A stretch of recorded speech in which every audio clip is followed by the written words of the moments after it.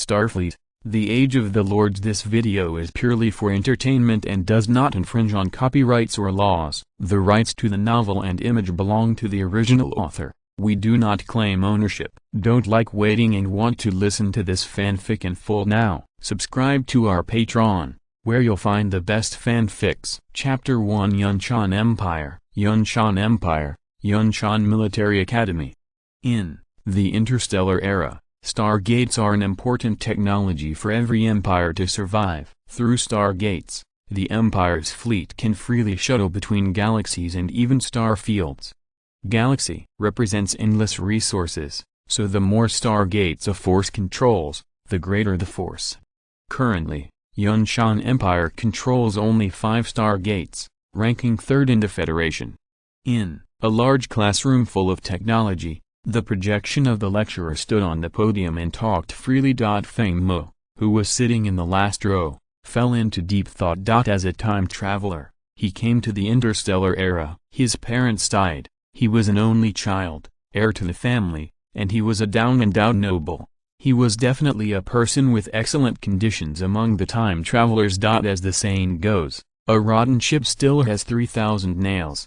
Even if he is a down-and-out noble, the Feng family still controls 3 planets in the Xianyun galaxy. After deducting expenses, he can bring him nearly 1 million Yunshan coins every year. After all, one of the 3 planets has life, and not only does it not make money, but it also needs to keep investing money, plus it has to maintain the fleet and the territory defense system, so there is really not much money left.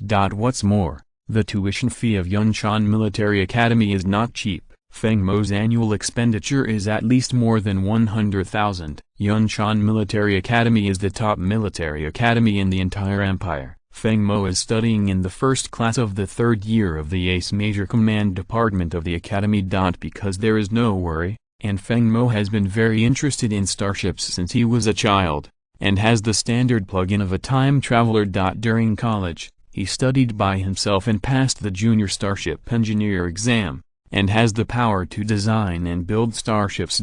Although the tuition fee of the military academy is expensive, in order to be admitted to such a top academy, both theoretical knowledge and genetic talent must be ranked in the top 300 in the entire empire. There is still 1 year to graduate successfully. By then, he can completely pull up an interstellar fleet by himself, go to the Chaos Star Sea for land reclamation, and by the way find his parents who have been missing for more than 10 years. At present, the major empires of the Federation strongly support fleets to explore the universe, commonly known as land reclamation, with rich rewards, and the most important thing is military merit. If a natural planet with life is found, the discoverer can report it to the Empire and get 30% of the profit, or attack it on his own and get 80% of the profit. As for the discovery of resource planets, the harvest is even richer. Reporting to the Empire for mining can get 50% of the profit, and mining on your own can get 90% of the profit. Students, today's class is over, and this semester is about to end. From the 4th year, you will have to do practical internships. You may go to the front line to fight against interstellar orcs, interstellar zerg and interstellar mechanical races, or you may go to the chaotic star sea for interstellar exploration. Everyone is a student of the Starship Command Department, so you need to have a starship of your own before the start of the next semester. There is no limit on the type and level of starships. Everyone can buy them by themselves or exchange them with college points. As for the captain and crew on the starship, you can recruit them from other departments in the college, or buy them in the slave market, as long as they comply with the laws of the Empire. After the teacher announced the matter, the projection disappeared. This announcement instantly made the whole class explode, and everyone was discussing the starships they had prepared. The Starship Command Department only recruits 2 classes of 100 students a year. Those who can come here are either from wealthy or noble families, and of course there are occasionally a few ordinary outstanding students. Currently, the highest level starship in the Empire is T5, and most of the starships prepared by the students' families are T2. Some nobles will prepare T3 for their family students. Most of the starships that can be exchanged in the academy are T1, and occasionally there are T2, but most of these starships are old starships that have been in service for 100 years. After being repaired and renovated by the Starship Repair Department, they have been reborn, but the backwardness of the style and material cannot be changed. Alas, what a pity. I am just a bastard. The clan only prepared a T2 Star Destroyer for me. A destroyer is good, but I think a man should drive a star battleship. Big ships and big guns are the romance of men. Alas, those nobles have good family backgrounds, but I can't. I am a commoner. I can exchange a frigate from the academy to complete my studies, and work in the fleet after graduation. Listening to the discussion of the students around him, Feng Mo was also thinking about his first starship. As a man who doesn't have a fantasy of galloping across the universe, Mo, have you considered what starship to buy? You have to prepare it quickly. It's almost time for the holiday, not to mention that you still have to form a team. Wang Chongqing on the side came to Feng Mo and said, "Old Wang, how are you preparing? Take it out and open your eyes to your brothers." Wang Chongqing smiled and raised his hand to reveal the smart terminal on his arm. A holographic projection shot out a three-dimensional picture. This is a starship model with a simple appearance. T3, Bald Eagle class Star Destroyer, market price 26 million Yunshan coins. My dad ordered this destroyer for me. Even the captain and crew are ready. They are all veterans who have served in the military for more than 30 years. After Wang Chongqing finished speaking, he hesitated and said again, "Mo, I still have some money here. You see if you can increase the budget and just go for it. Get a T3 starship. I'll ask my dad to buy it and get a discount." "It's okay. I already have an idea about the starship. Don't worry, you can see it after the holiday." Feng Mo smiled. Wang Chongqing has a very good family background. His uncle is the boss in charge of the Empire's interstellar trade, and his father inherited the title of Earl. The entire family can rank among the top 10 in the Yunshan Empire. So it was not surprising that Wang Chongqing took out a T3 starship worth more than 20 million. The two chatted while following their classmates to the college cafeteria. On the way, Wang Chongqing saw Feng Mo thinking and thought he was still thinking about the starship. In fact, Feng Mo's status is not low, but his parents died early. Feng Mo has now inherited the title of Viscount and owns 3 planets in the Xianyun galaxy. This is considered the ancestral planet of Feng Mo's family. Feng Mo's title was inherited by his great-grandfather. His great-grandfather was once a fleet commander in the Yunshan Empire. He fought countless battles in his life and won military exploits. He was granted the title of Earl by the Empire and granted fiefdom. Unfortunately, one generation is not as good as the next. In the generation of Feng Mo's grandfather and father, the two did not improve or consolidate the merits of the title, which led to Feng Mo's automatic downgrade to a Viscount when he inherited the title. According to the laws of the Yunshan Empire, the Duke is hereditary, and the 4-level titles of Marquis, Earl, Viscount, and Baron can only be passed down for 3 generations. After 3 generations, if there is not enough military merit, it will be downgraded. As for his family's territory, his parents sold a large number of resource planets for military merit when he was 8 years old, and spent money to build a T3 fleet with T3 battleships as the main ship to explore the Chaos Star Sea. Unfortunately, he didn't come back in the end. Feng Mo, let's go and sit over there. After the two entered the cafeteria, Lao Wang put his arm around Feng Mo's shoulders and tried to get him to go to the other side, as if he was deliberately avoiding something. But he has seen the person Lao Wang doesn't want Feng Mo to see. Zhang Wei and Zhao Zishan.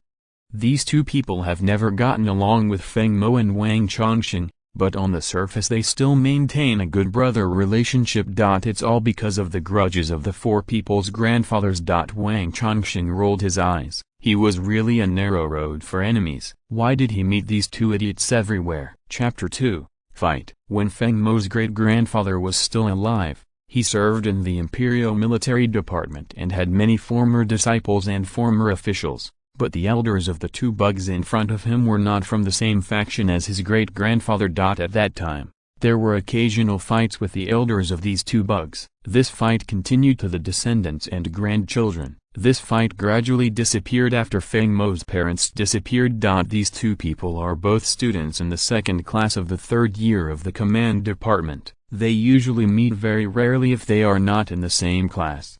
However, every time they meet, the four of them will quarrel with each other. This is a normal thing. The grievances between the four of them are in their class. But it's famous. Wang Chongqing knew that these two idiots would definitely take advantage of the opportunity to buy a starship and go crazy over Yin Yang Feng Mo. Let's go. You have to confront these two idiots. Otherwise you will see these two bugs on the Star Network the next day with crazy bad mouths. Feng Mo rejected Wang Chongqing's proposal and walked straight towards the French window in front. In the eyes of outsiders, Feng Mo and Wang Chongqing were about to confront each other. They all stretched their necks and looked at the four people. After all, liking to watch the excitement is a habit engraved in their genes regardless of era. Hey, isn't this Master Zhao? I miss you so much after not seeing him for a long time. Wang Chongqing winked, gave Feng Mo a look at me expression, and then walked quickly towards Zhao Zishan. Zhao Zishan couldn't handle this trick. He could only stand up and face Wang Chongqing. The two parties were like close friends who never wanted to see each other, hugging each other tightly. Zhao Zishan strangled Wang Chongqing hard, and then hit him 3 times with his right hand on his back, making him stick out his tongue. Wang Chongqing was even more hurt. He raised his left foot and suddenly stepped on the opponent's foot. Zhao Zishan grinned when he stepped on it. At the same time, the two of them also greeted each other's elders' well-being in voices that others could not hear. In the eyes of outsiders, these two people are extremely harmonious and the scene is extremely warm. The warm exchange of greetings between the two, like old friends, lasted for 5 minutes. It wasn't until both of them had tears in their eyes that they reluctantly parted. Wang Chongqing calmly rubbed the affected area, while Zhao Zishan secretly raised his right foot, but in full view of the public. He could only endure it. Although the two of them maintained smiles on their faces, their smiles looked a bit gritty. Old Wang, the location here is good. You can also see the starships parked outside. Feng Mo came to a dining table with floor-to-ceiling windows and pointed to the interstellar dock where the starships were parked in the distance. This was a relief for Wang Zhao and Wang Chongqing. Wang Chongqing slowly came to the dining table and sat down and whispered, "Damn. This guy's hammering really hurts, but he doesn't feel good either. I'm going to stomp his right foot to pieces. Haha, don't ignore them. I'm happy today and I'll treat you to dinner." Wang Chongqing said proudly, and Feng Mo just chuckled at this. How happy it is to have a child who is not short of money and takes care of his own self-esteem. Before Feng Mo could answer, Wang Chongqing had already ordered food on the smart terminal, all of which Feng Mo liked. After the brief episode passed, the two of them chatted about the starships parked on the dock, ignoring the hatred that exploded from Zhao Zishan behind them. Ever since he was young, Feng Mo would burst out with hundreds of % love for anything related to starships. He chose to come here to eat to see various models of starships. How could that man refuse a giant ship and a giant cannon? Based on the knowledge learned in his mind, Feng Mo compared the starships parked on the interstellar dock one by one. Basically, there are more T1 and T2 starships, and a very small number of T3 starships. There are no active T4 starships in the Academy, and there will be no T4 starships retired. At present, the 3 major fleets of the Yunshan Empire use a mixed fleet with T5 starships as the main ship and T4 starships as the auxiliary. T1 starships are civilian starships in this era. Military starships are at least a mixed fleet composed of T3 starships as the main force and T2 starships as the supplement. Feng Mo saw a T2 class battleship on the edge of the starport. This was an antique-level starship. It was probably older than Feng Mo's missing father. Star battleships and star aircraft carriers are 2 types of conventional starships that are very expensive to build. One is the overlord of interstellar air combat and is synonymous with giant ships and cannons. The other is a mobile interstellar fortress with numerous built-in interstellar fighters and interstellar mechs, which can be called a behemoth. Of course, this is just a regular starship. There are also special starships on it, such as star missile ships, jump ships, bombers, star destroyers, etc. The hull of the T-2 class star battleship parked was spray-painted with 3 badges symbolizing the starship's identity. The one at the front is the emblem of the Star Sea Human Federation, the one in the middle is the emblem of the Yunshan Empire, and the one at the back is the emblem representing the Academy. Soon, the robot delivered 2 set meals to the 2 people's table. Just as they were about to start eating, they heard an annoying voice. Zish. I heard that this time the school will organize all students in the command department to participate in practical internships. Both of us have prepared T-3 starships at home, so they are safe and worry-free, unlike some down-and-out noblemen who can't even afford a T-3 starship. Feng Mo heard that this was what Zhang Wei said, but he was right. Feng Mo really couldn't afford a T-3 starship. Most of his family's property was sold by his parents, and Feng Mo currently only has more than 8 million Yunshan coins in his bank account. If he wants to afford a T-3 starship worth tens of millions, he has to sell 3 planets at home. But it's impossible for Feng Mo to sell the planet. Fortunately, he has plug-ins, so it shouldn't be difficult to deal with a T-3 starship. Zhang Wei has a bad habit, he likes to humiliate people from a high position. Maybe this is the so-called sense of superiority. After all, Feng Mo had met such a person in his previous life. In his eyes, Zhao Zishan is his younger brother. He was bullied by Wang Changshan. As the elder brother, he must get back at him. Feng Mo put down his chopsticks helplessly, stood up and said to Zhang Wei, I have a lot of things to do next, and I don't have time to play with you anymore. Zhang Wei, do you dare to duel in the starship at the beginning of the senior year? Let me see the level of the T-3 starship your father prepared for you. Starship duel, you and me? Are you sure? Zhang Wei was stunned at first, and then couldn't help laughing. He stood up and walked in front of Feng Mo. Before his finger touched Feng Mo's chest, Wang Changshan opened it with his hand. Zhang Wei glared at this, but Wang Changshan didn't care at all. He just stood beside Feng Mo. The childhood friend wanted to establish his power by this, but he would not jump out to be the protagonist. Are you a man? Do you dare or not? Just tell me. Of course I dare. Okay, school starts on September 1st. See you at the Starship Pier at 1 p.m. on the 3rd. If I lose, I will drop out directly. What about you? Feng Mo looked at the other party with cold eyes. I will drop out if I lose. Zhang Wei spoke. Okay, it's a deal.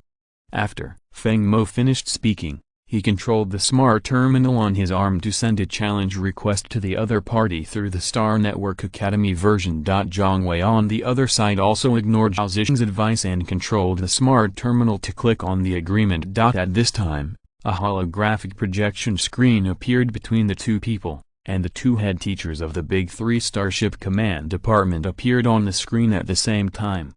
3rd year student Feng Mo has initiated a starship duel application to 3rd year student Zhang Wei. Please confirm it with both head teachers.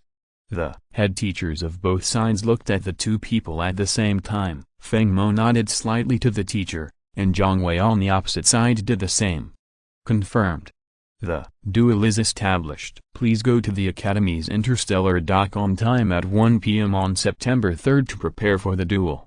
After hearing that the duel was established, Feng Mo felt relieved and turned to sit down to eat. Zhang Wei, who was standing next to him, felt something was wrong, but didn't know what was wrong, and was pulled away by Zhao Zishan. After the farce ended, Wang Changshan sat down and said carefully, Mo, you were a little impulsive just now. Let me make it clear first. It's not that I don't believe you. Don't worry, you can use my starship during the duel. And don't go back to the territory during the holidays. Just follow me and I will take you to familiarize yourself with the starship.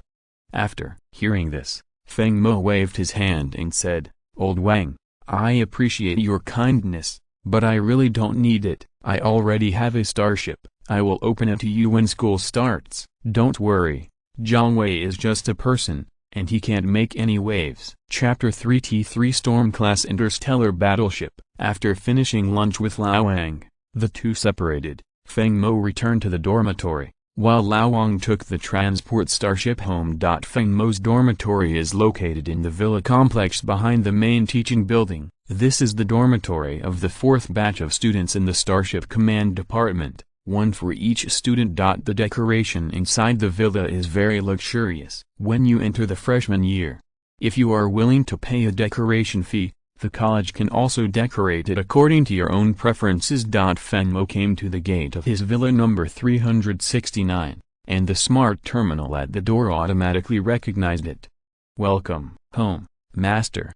The door opened, and 2 intelligent robots bowed and saluted. Feng Mo walked into the dormitory and lay on the soft sofa. A sky blue screen automatically appeared in front of him. Name: Feng Mo. Level: First level. Gene Warrior. Occupation: Junior Starship Engineer, Lord of Xian Yun. Star Special Talent: Half the Sky. When the fleet recruits more female soldiers than male soldiers and non-humanoid male soldiers, the fleet will receive a lucky bonus. Starship: Zero. Mission: Build the first starship. Completion reward: Open the point small, reward 100 points. Warehouse: T2 Black Bear class interstellar frigate blueprint, T3 Storm class interstellar battleship blueprint. After Feng Mo was born after 10 months of life in the womb, he had a flame birthmark on his chest. This is his plug-in, Xinhuo. It can be said to be a system, or an intelligent life, but this life is temporarily dormant. It changed when he was 18 years old. All that was left for him was a simple panel, and there were irregular tasks. There were rewards for completion, no penalties for failure, and a high degree of freedom. Feng Mo has lived 2 lives. He was much smarter than ordinary people since he was a child. At the age of 18, he was successfully admitted to the Yunshan Empire Military Academy. After injecting the gene potion, he became a first-level gene warrior and awakened a wonderful talent. If you want a lucky bonus, there will be more female warriors than male warriors in the starship in the future. I have to say that this talent is really a good job. After becoming a gene warrior, you can awaken a variety of talents, and at the same time, you can also increase your lifespan. Everyone's talent is a secret that cannot be told. According to the statistics of Yunshan Daily, ordinary humans in the Empire and even the Human Federation can only live up to 180 years old. This is just the lifespan of ordinary citizens. After citizens reach the age of 18, they will receive free gene potions provided by the Empire. After the injection, the talent is awakened, becoming a first-level gene warrior, and the lifespan will be extended by 100 years. After the subsequent practice guidance surgery, the gene level will be improved step by step, and the lifespan will be longer and longer. According to statistics in the daily newspaper, there are currently 33 fifth-level gene warriors in the Yunshan Empire. It is said that these people can survive for thousands of years. Of course, the genetic talent of each citizen has an upper limit. Unless the bottleneck is broken, it will remain at the current level and people will slowly die of old age. The starship Feng Mo wanted to build was a reward for completing a task last semester, a T3 Storm-class interstellar battleship blueprint. At present, the T3 level interstellar battleship, the Empire's public selling price will not be less than 50 million Yunshan coins. As for the construction price, Feng Mo calculated that at least 13 to 14 million Yunshan coins are needed. He does not have that much money yet, but he still has credits. Some basic materials can be exchanged with the college points and matched with the purchased materials. Feng Mo is confident that 8 million Yunshan coins will be enough. At present, the prices of starships sold by the Starship Company are generally T1 starships are around 1 million, T2 starships are around 4 million to 10 million, T3 starships are around 50 million, T4 starships are over 100 million, and T5 starships are priceless. Because the Empire and even the Human Federation do not allow starship companies to produce, of course they do not have blueprints, and the T5 starship blueprints are controlled by the major empires in the Federation. As for the series of starships, interstellar aircraft carriers and battleships are the most expensive, followed by destroyers, and frigates are the cheapest. As for auxiliary starships, the price fluctuations are very large and they are also very precious. At 2 o'clock in the afternoon, Feng Mo arrived at the Academy's starship warehouse on time, just in time for the administrator's afternoon work time. "Hello, teacher. I'm here to exchange starship materials." Feng Mo came to the warehouse administrator's counter and uploaded a list through the smart terminal. "This is a list of starship parts and materials I prepared. At the same time, please arrange a starship dock for me." The administrator teacher glanced at the materials on the list and said, "Do you need to hire starship engineers and repairmen?" The administrator teacher asked. "No, teacher." Feng Mo shook his head, thinking that Feng Mo had already found a starship engineer to cooperate with. The teacher did not ask more. "The Academy warehouse has all the parts and materials you want. They will be delivered to the number 3 interstellar dock in half an hour. You have 16 points left in your academy." "Okay, thank you, teacher." Feng Mo turned around and left the warehouse, taking the academy car to spend 0.01 points to go to the number 3 interstellar dock. As the top university in the empire, Yunshan Interstellar Military Academy has very high credits. On average, 1 credit is equivalent to 10,000 Yunshan coins. Feng Mo has only earned more than 300 credits in 3 years of university, and now he has spent them all. Ding dong. Feng Mo, a third-year student in the command department, has obtained the right to use the number 3 interstellar dock for 2 months.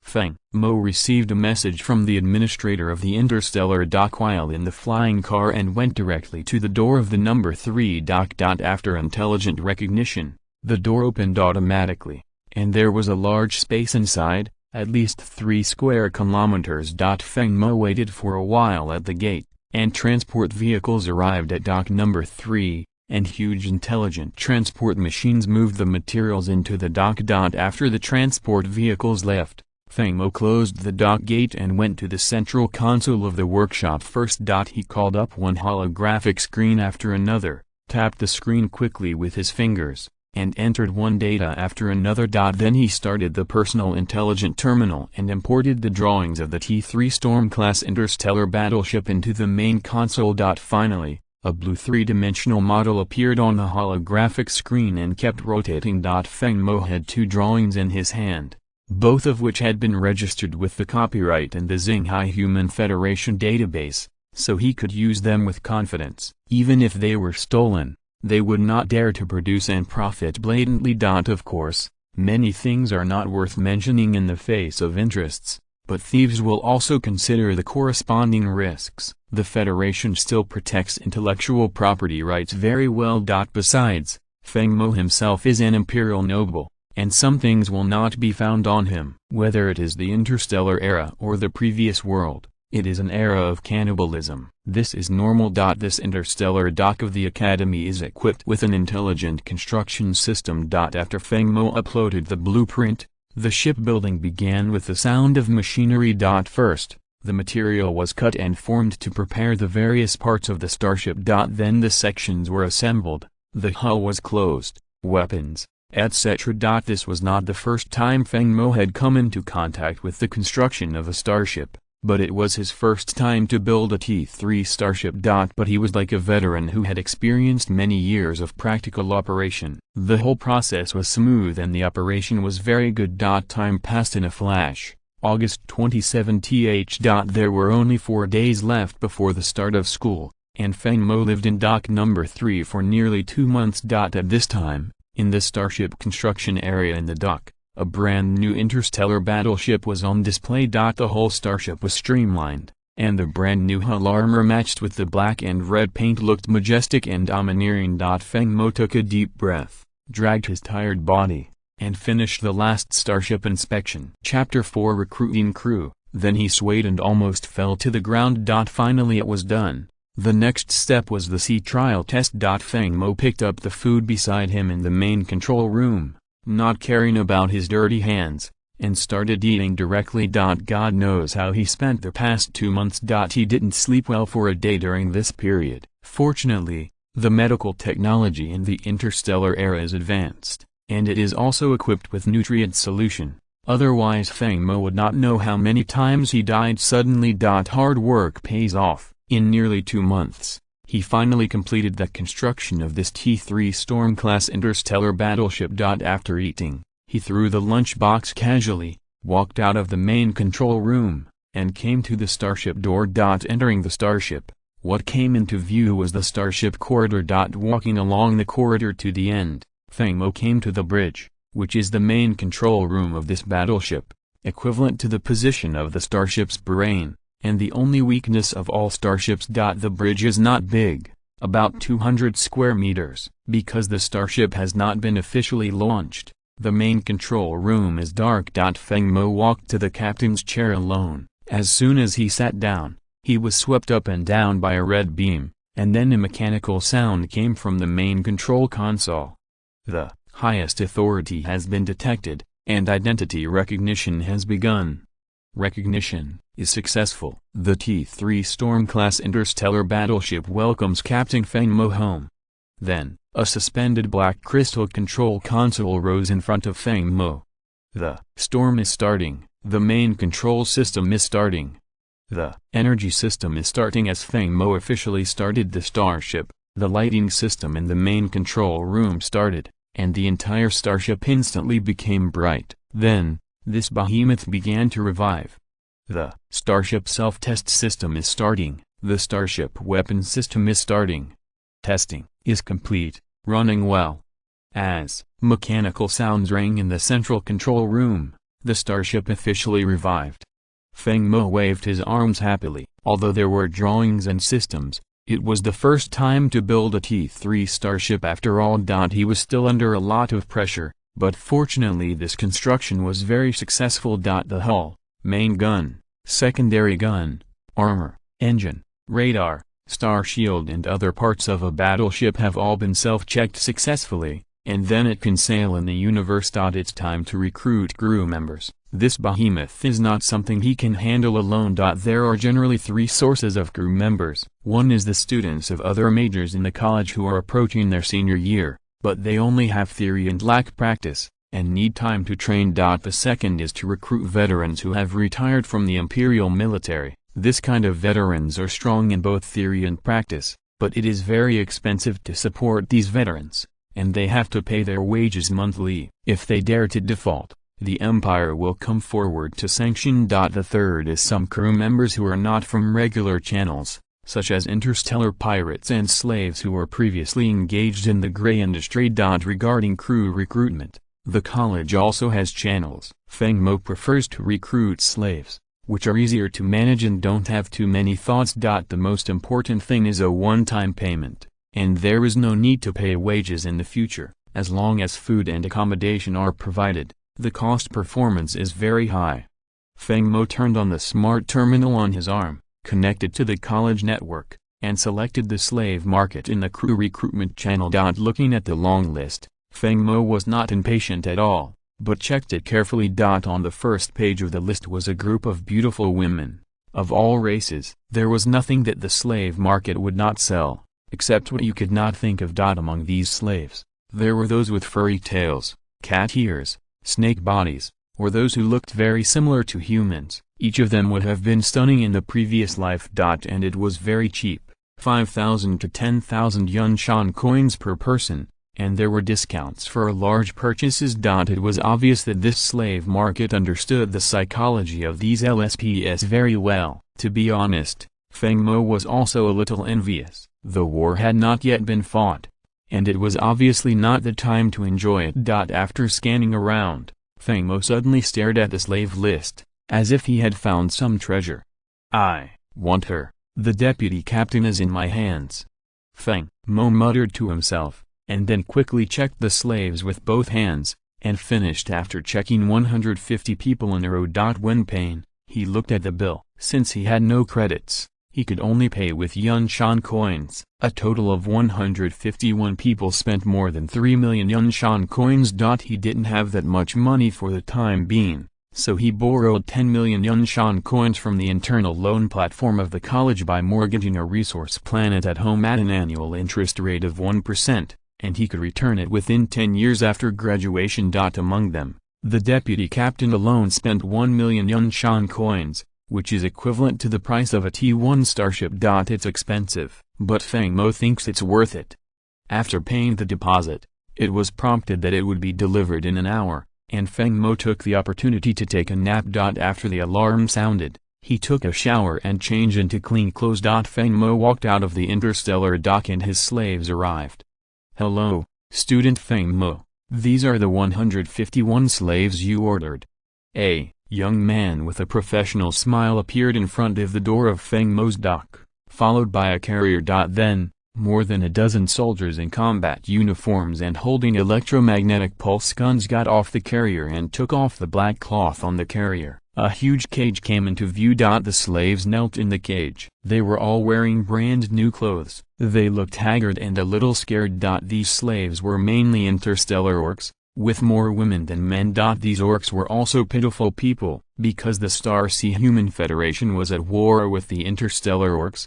They were not welcomed in the Human Federation. Female slaves are mostly cat girls and fox girls, while male slaves are mostly bear people and tiger people. These slaves were captured by the Empire when it conquered foreign galaxies, and were bought by Feng Mo in the trading market. Each of them has at least 1 year of experience in starship driving, and the best of them have served as soldiers for at least 10 years. Among these 150 people, there are 130 people who are equivalent to human first-level gene warriors, and 20 people who are equivalent to second-level gene warriors. The cage was opened, and the staff drove the slaves out of the car and stood in 15 rows in front of the dock, with 10 people in each row. The leader was a tall woman with fair skin, charming face, and similar appearance to humans. She had 2 sharp horns on her head and a long tail behind her. This is an interstellar succubus, a special race. Their physical strength may not be strong, only equivalent to human second-level gene warriors. But their mental strength is quite strong. The succubus in front of them has a mental strength equivalent to a third-level gene warrior,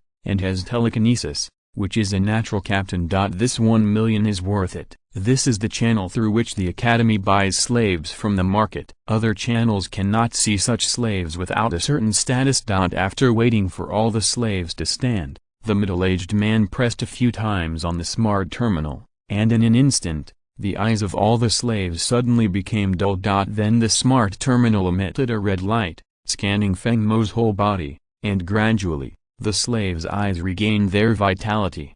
"Master." In an instant, 151 slaves from different races bowed in unison and made extremely respectful voices.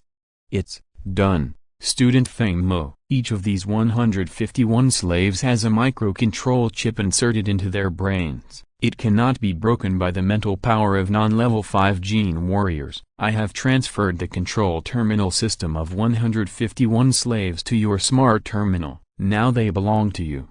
Feng Mo nodded, and then paid the balance on the smart terminal, which meant that the transaction was completed. The face-to-face inspection was correct, and no later accounts could be asked for. Chapter 5 Vice Captain, L-Plan. "Hello, General L." The succubus looked at Feng Mo with some surprise. He actually read out her name, especially the title of General. L-Plan, from the Demon Galaxy, a member of the succubus tribe, was dissatisfied with the rule and exploitation of the succubus tribe by the local warlords in the Demon Galaxy, so he chose to revolt and established an anti-demon corps. Unfortunately, the force he established only lasted for 2 or 3 years. After the final battle, he disappeared. I didn't expect to end up in the slave market. During the 2 years of the uprising, he experienced no less than 100 battles of all sizes. He once commanded a fleet with T3 as the main ship and 100 starships, and had rich combat experience. Feng Mo told L-Plan's deeds in detail. Hearing what Feng Mo said about the past, L-Plan had some memories, as if those deeds happened yesterday. "How is it, General? Do you want to talk to me?" L-Plan smiled calmly, and said with a slightly hoarse voice, "Since you know my experience, why did you choose me? Aren't you afraid that I will rebel?" "Of course I am afraid, but I want to make a deal with the General. How about it?" Listening to Feng Mo's calm tone, L-Plan was a little confused and asked, "What deal?" "Let me introduce myself first. I am Feng Mo. My main job is a starship commander, and my side job is a starship engineer. I can currently manually rub T3 interstellar battleships. I am only 21 years old this year. How about it, General? Do you want revenge? Do you want to rebuild the succubus kingdom? Looking at L-Plan, who was lost in thought, Feng Mo continued to add, General, why not make a bet? Just bet on my future. The overall strength of the Demon Galaxy is not strong. It only needs 3 T4-based fleets and a fleet of hundreds of starships to sweep across. I wonder if the General has confidence in me. I know that words are not enough. Please follow me with the crew. After Feng Mo finished scanning his identity, he opened the interstellar dock and walked in with everyone. Looking at the behemoth in front of him, L-Plan murmured, Did you design and build this by yourself? Did you not use anyone to help during this period? Her tone was full of doubts. Doubts about Feng Mo. Of course, this is one of my secrets. How about it, General? Are you willing to bet with me? I can guarantee that when the strength reaches the standard, the first thing is to destroy the Demon Galaxy. How about it? Deal. I will be your subordinate in the future, respected Commander. This time, L-Plan did not think too much and said it decisively. In the dock, more than 100 crew members sat on the ground, holding the lunch boxes in front of them and eating heartily. These artificially grown meals tasted very good. These people have never eaten a decent meal since they became slaves. Even before they became slaves, they would feel it was a luxury to eat artificially grown meals. They usually eat synthetic food, which has no taste except for supplementing the nutrients needed by the body. L-Plan was once a fleet commander. Compared with other slaves, she cares more about her manners. She chews slowly and generously when eating. Captain L, after dinner, you are responsible for arranging them to perform their duties and familiarize themselves with this T3 starship. This starship has just been built and has not been tested yet. When I was studying at the academy, I had seen some of your battles in the library and studied your combat style. This is why I recognized you. I hope we can cooperate better in the future. L-Plan nodded after hearing this, and then he knew that Feng Mo was not just talking about war on paper.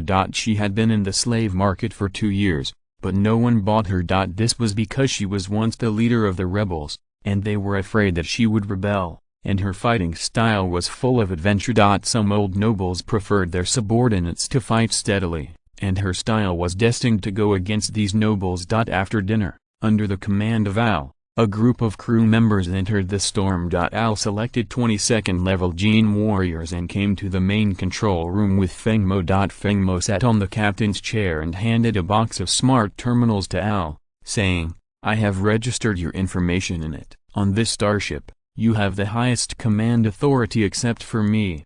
From now on, you are the deputy captain of the storm. These smart terminals will be distributed to the crew members.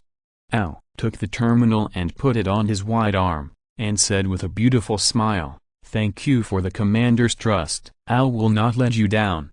Feng Mo nodded with satisfaction after hearing this, and then said, This is the position I arranged for the crew. Only 100 crew members are needed to drive and operate the storm.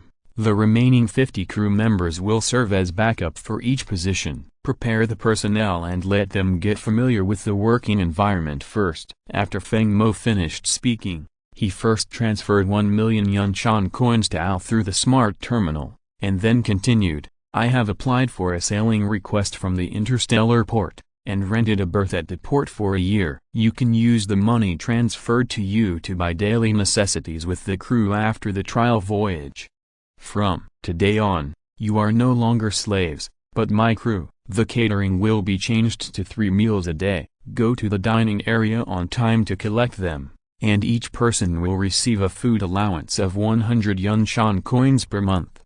As soon as Feng Mo finished speaking, the whispers of a group of crew members rang out in the main control room. 100 Yunshan coins per person per month. This is a lot of money. You should know that when they were slaves, they only had 1 meal a day at noon, and it was good to have 5 Yunshan coins for food expenses a month. Now it has increased 20 times, and they can't finish it. Okay, Vice Captain Al, start the trial. Feng Mo waved his hand to interrupt the crew's whispers, and then gave an order. Yes, Commander. At the same time, the navigation channel of the interstellar dock has been opened. The storm is allowed to enter the C-Line 3 channel. A mechanical voice sounded from the dock. Feng Mo sat in the captain's chair, glanced at the people who were doing their duties, and said lightly, "Let's go." Vice Captain Al conveyed the order, "Start the storm engine and enter the C-Line 3 channel." The crew in the main control room operated the storm a little unfamiliarly. A few minutes later, the storm drove out of the channel and the interstellar dock. Because the storm's bridge adopts a fully enclosed structure, it needs to rely on the radar image acquisition function to project the external image of the starship in the main control room. Feng Mo was a little excited when he saw the exterior of the starship. This was his first time looking at the starry sky from the captain's seat in the main control room. After the storm sailed out of Yunshan Star along the route, it continued to sail at a speed of 100 knots for about 10 minutes and arrived at a rocky area. This area is under the jurisdiction of the Academy. It is a good place to test the performance of the starship. Commander, we will conduct a trial sea training for the storm next. Looked at Feng Mo and said, "Let's get started, Vice Captain Feng Mo said. It's good to have an experienced subordinate. You don't have to worry about anything. Continue to sail along this course. The starship engine is at full power output, and the speed is 200 star speeds. All cabins of the storm pay close attention to the ship data. If there is any abnormality, report it immediately." The trial sea training officially begins. Chapter 6 Trial Voyage. Starship sails at top speed. Writing this, I hope readers will remember our domain name TaiwanNovelNetwork.com. This is a great test for the newly built starship.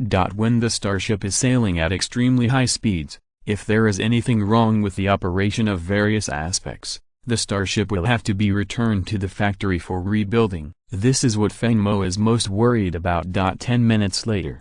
Report. The engine system is all normal, the hull structure is stable, the energy is sufficient, the navigation is stable, and there are no abnormalities.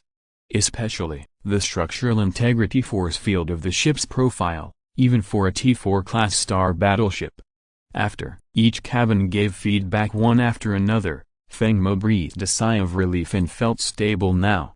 "Sir, Commander, next we will conduct tests on star shields, weapons, etc." 3 hours later, Vice Captain Al looked at Feng Mo, stood up and saluted. "I am reporting to you, Commander, that all the Storm Sea trials and training programs have been completed, and there are no abnormalities. This T3 star battleship of yours is invincible among all starships of its level that I have ever seen.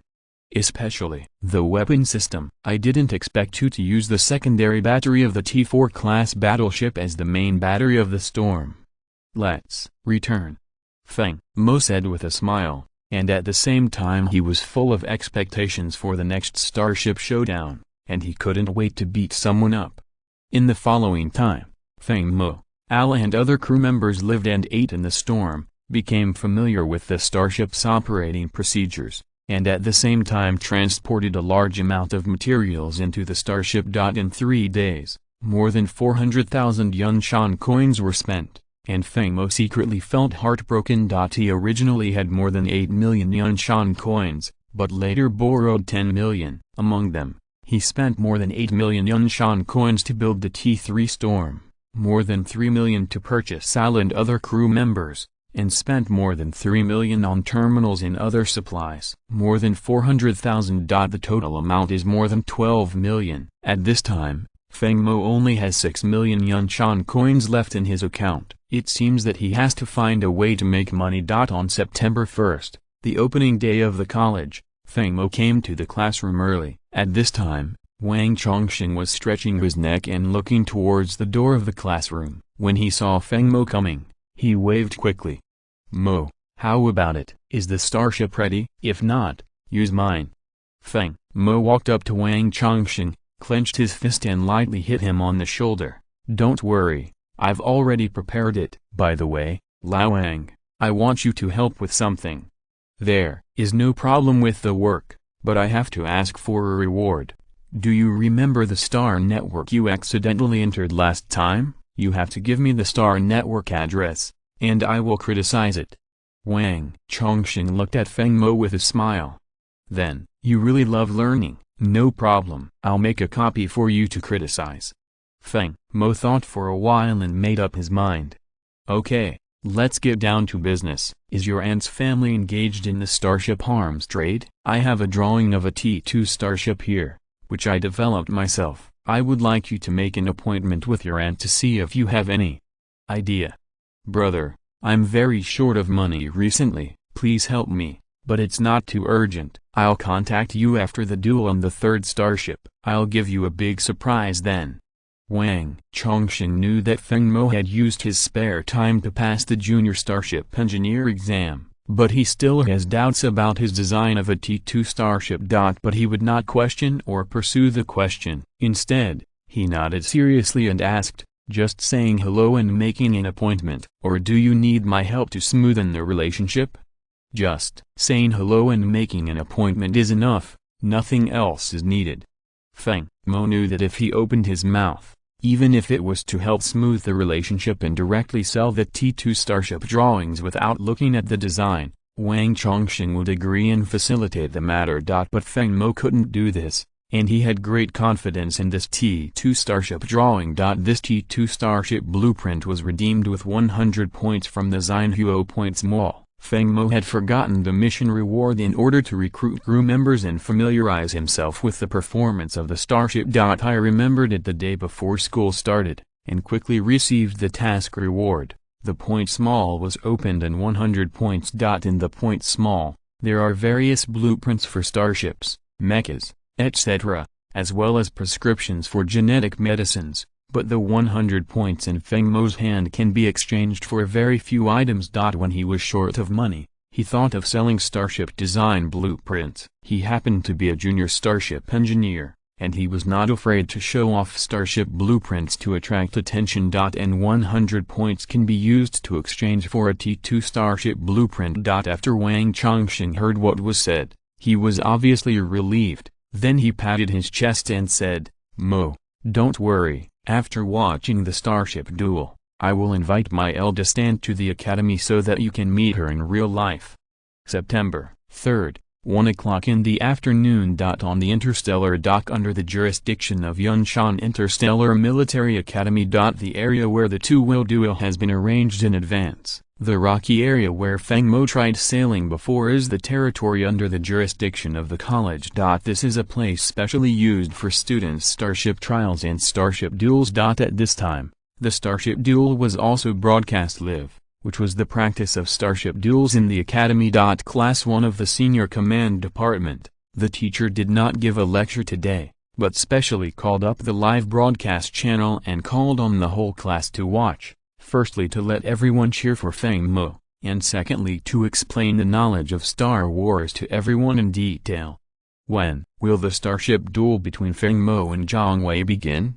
I read the academy announcement. It's almost 1 o'clock in the afternoon. According to the rules of the duel, the two starships should have already set off from the interstellar dock. Look, this is Zhang Wei's starship, a T3 Peregrine-class star destroyer. This starship is the signature of our Yunshan Empire's T3 starships, and its speed is 20% higher than similar starships. I heard that the official price of this starship is as high as 42 million Yunshan coins, and only the trading companies under the Empire have the right to sell it. Ordinary people have to queue up for at least 3 years to buy it. It's over now. Can Feng Mo hold on this time? The students in the first class of the command department whispered to each other. Some cheered for Feng Mo, and some sang badly. At this time, the screen showed Feng Mo's starship, causing the class to exclaim, because they had never seen it before, and there was no data on this starship in the Empire's database. Just looking at the length of the starship and the caliber of the main gun, it should be possible to infer that this is T3 interstellar battleship that has never been seen before.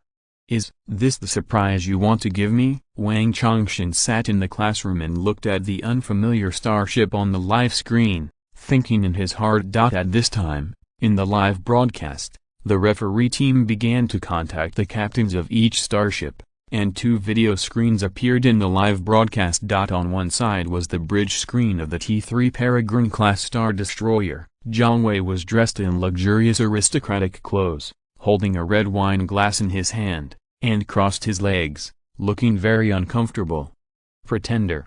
Wang Chongqing, who was watching the live broadcast, cursed in a low voice. This kid was really good at pretending today, but there are people who really fall for this. Isn't it strange?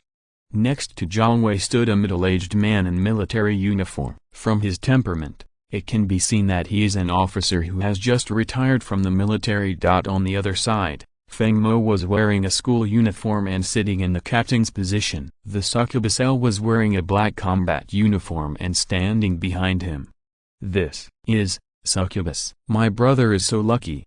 Wang Chongqing saw this and laughed in a low voice, sighing that Feng Mo knew how to play. This was because he didn't know the experience of Vice Captain L. If he knew, he might not be able to laugh. Feng Mo from the first class of the Senior Command Department, Jiang Wei from the second class of the Senior Command Department, read out the duel rules below. Except that both starships are not allowed to leave the star field of the rubble field, there are no rules for this starship duel.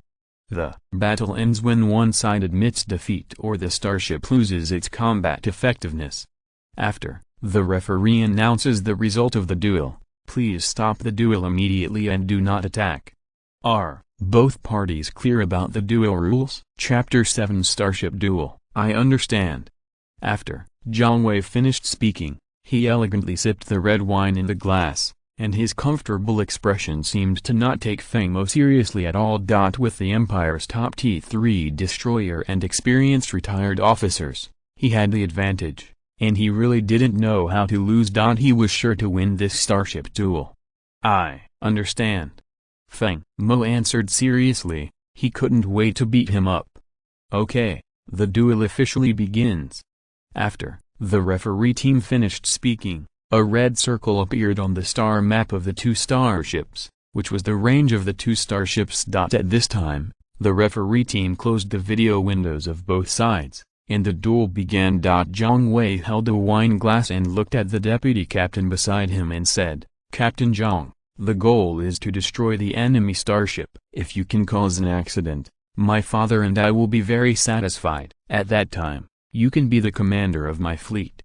Although Jiang Wei seems cynical and competitive on the surface, he is definitely not lacking in ferocity. He still understands the principle of hitting the snake but not killing it. In the past, there were only verbal quarrels with Feng Mo. Now that it has developed into a starship duel, don't blame him for being ruthless. Vice Captain Zhang is a retired officer that Jiang Wei's father specially asked for from the military. He once served as the vice captain of a T-4 starship in a fleet of the Imperial military.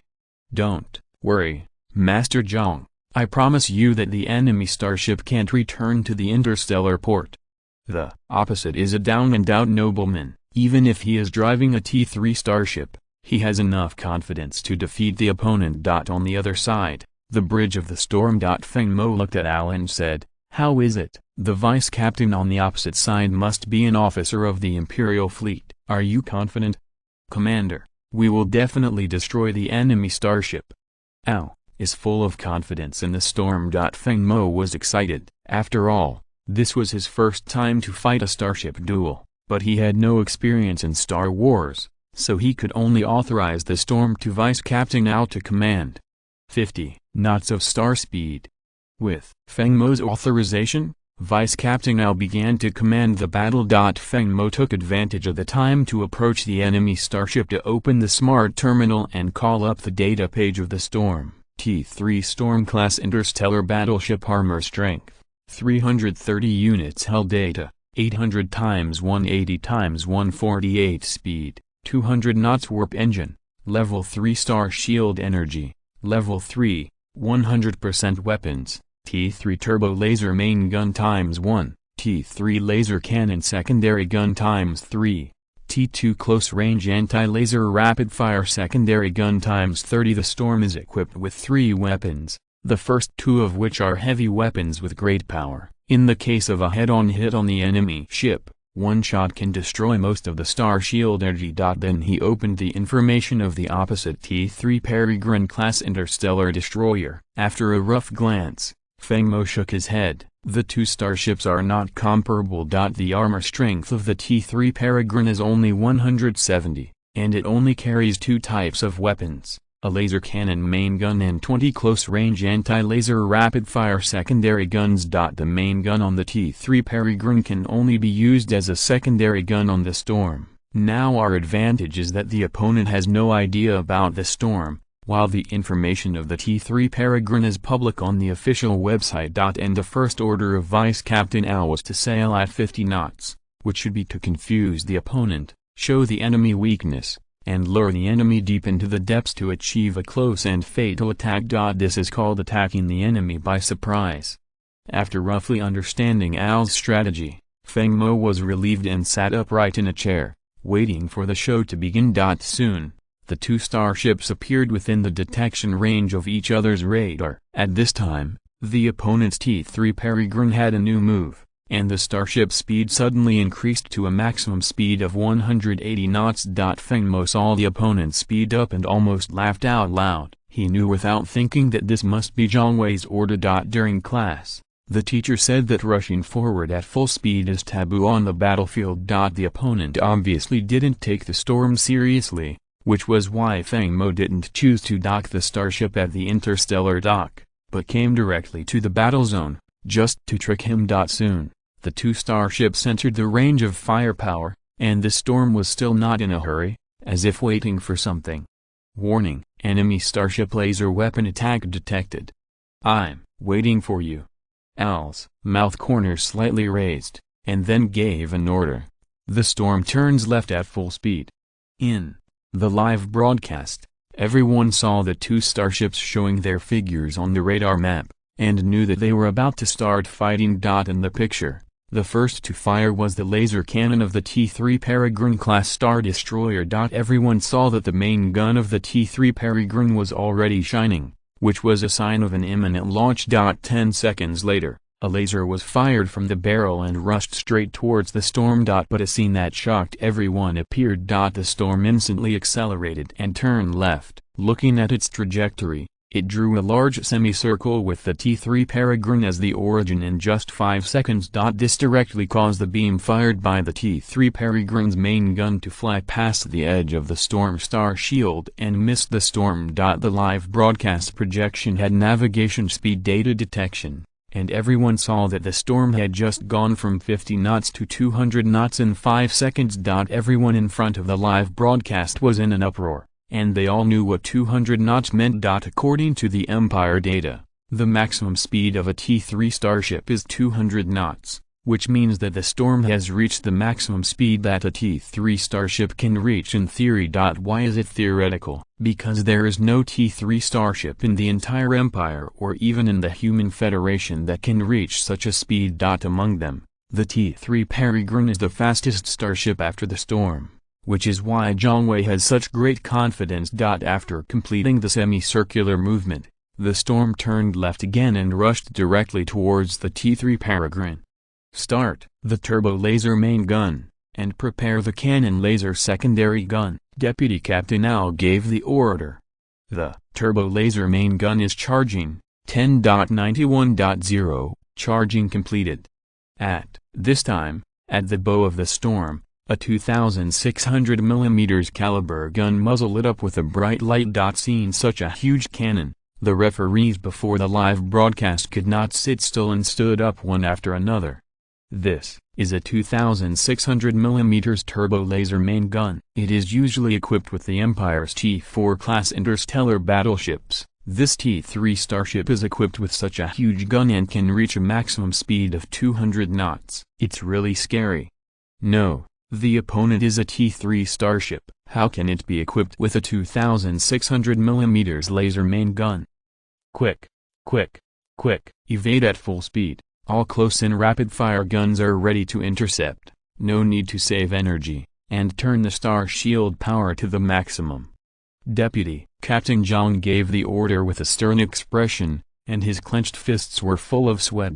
In the interstellar era, The radar system is extremely advanced. Unless the targeted starship is sailing at a high speed, it is difficult not to be hit. At this time, Jiang Wei's face was pale, which was completely inconsistent with the comfortable expression just now. His theoretical grades were also in the middle and upper classes in the class, so he naturally knew what the 2,600 mm diameter turbo laser main gun meant. At this time, the T-3 Peregrine Falcon they were driving was the prey under the hunter's gun. Storm ship owner Al first smiled at Feng Mo and said, "Commander, I haven't commanded a starship in more than 2 years. I'm a little itchy and want to show off my skills to you." "Stop firing. Laser cannon charge and prepare." Al's cold voice came from the main control room. If you're listening to this novel on a channel other than Fanfic World, it means they downloaded and uploaded it without effort. We cordially invite you to visit our channel, Mundo Fanfic Novelist. There you'll find the original version of this story and you can explore many other novels of various genres. We're waiting for you to immerse yourself in a world of incredible novels. Chapter 8 Bombarding T-3 Peregrine Falcon. However, since the Storm's top speed is much higher than that of the T-3 Peregrine, it is easy to approach the enemy starship. The Storm stopped suddenly within 5 seconds, and the distance between it and the T-3 Peregrine was less than 100 kilometers, which is already close to the face in the interstellar. At the same time, the 2,600 mm turbo laser main gun roared out. Due to the effect of the structural integrity force field, the Storm had no impact on the starship whether it was an emergency stop or the main gun firing. Everything looked very calm on the screen. There was no sense of excitement of continuous gunfire, and there was no reaction force of the starship tilting up when firing. At this time, a mechanical warning sounded in the Peregrine bridge. All close-in rapid-fire guns fire barrages to intercept.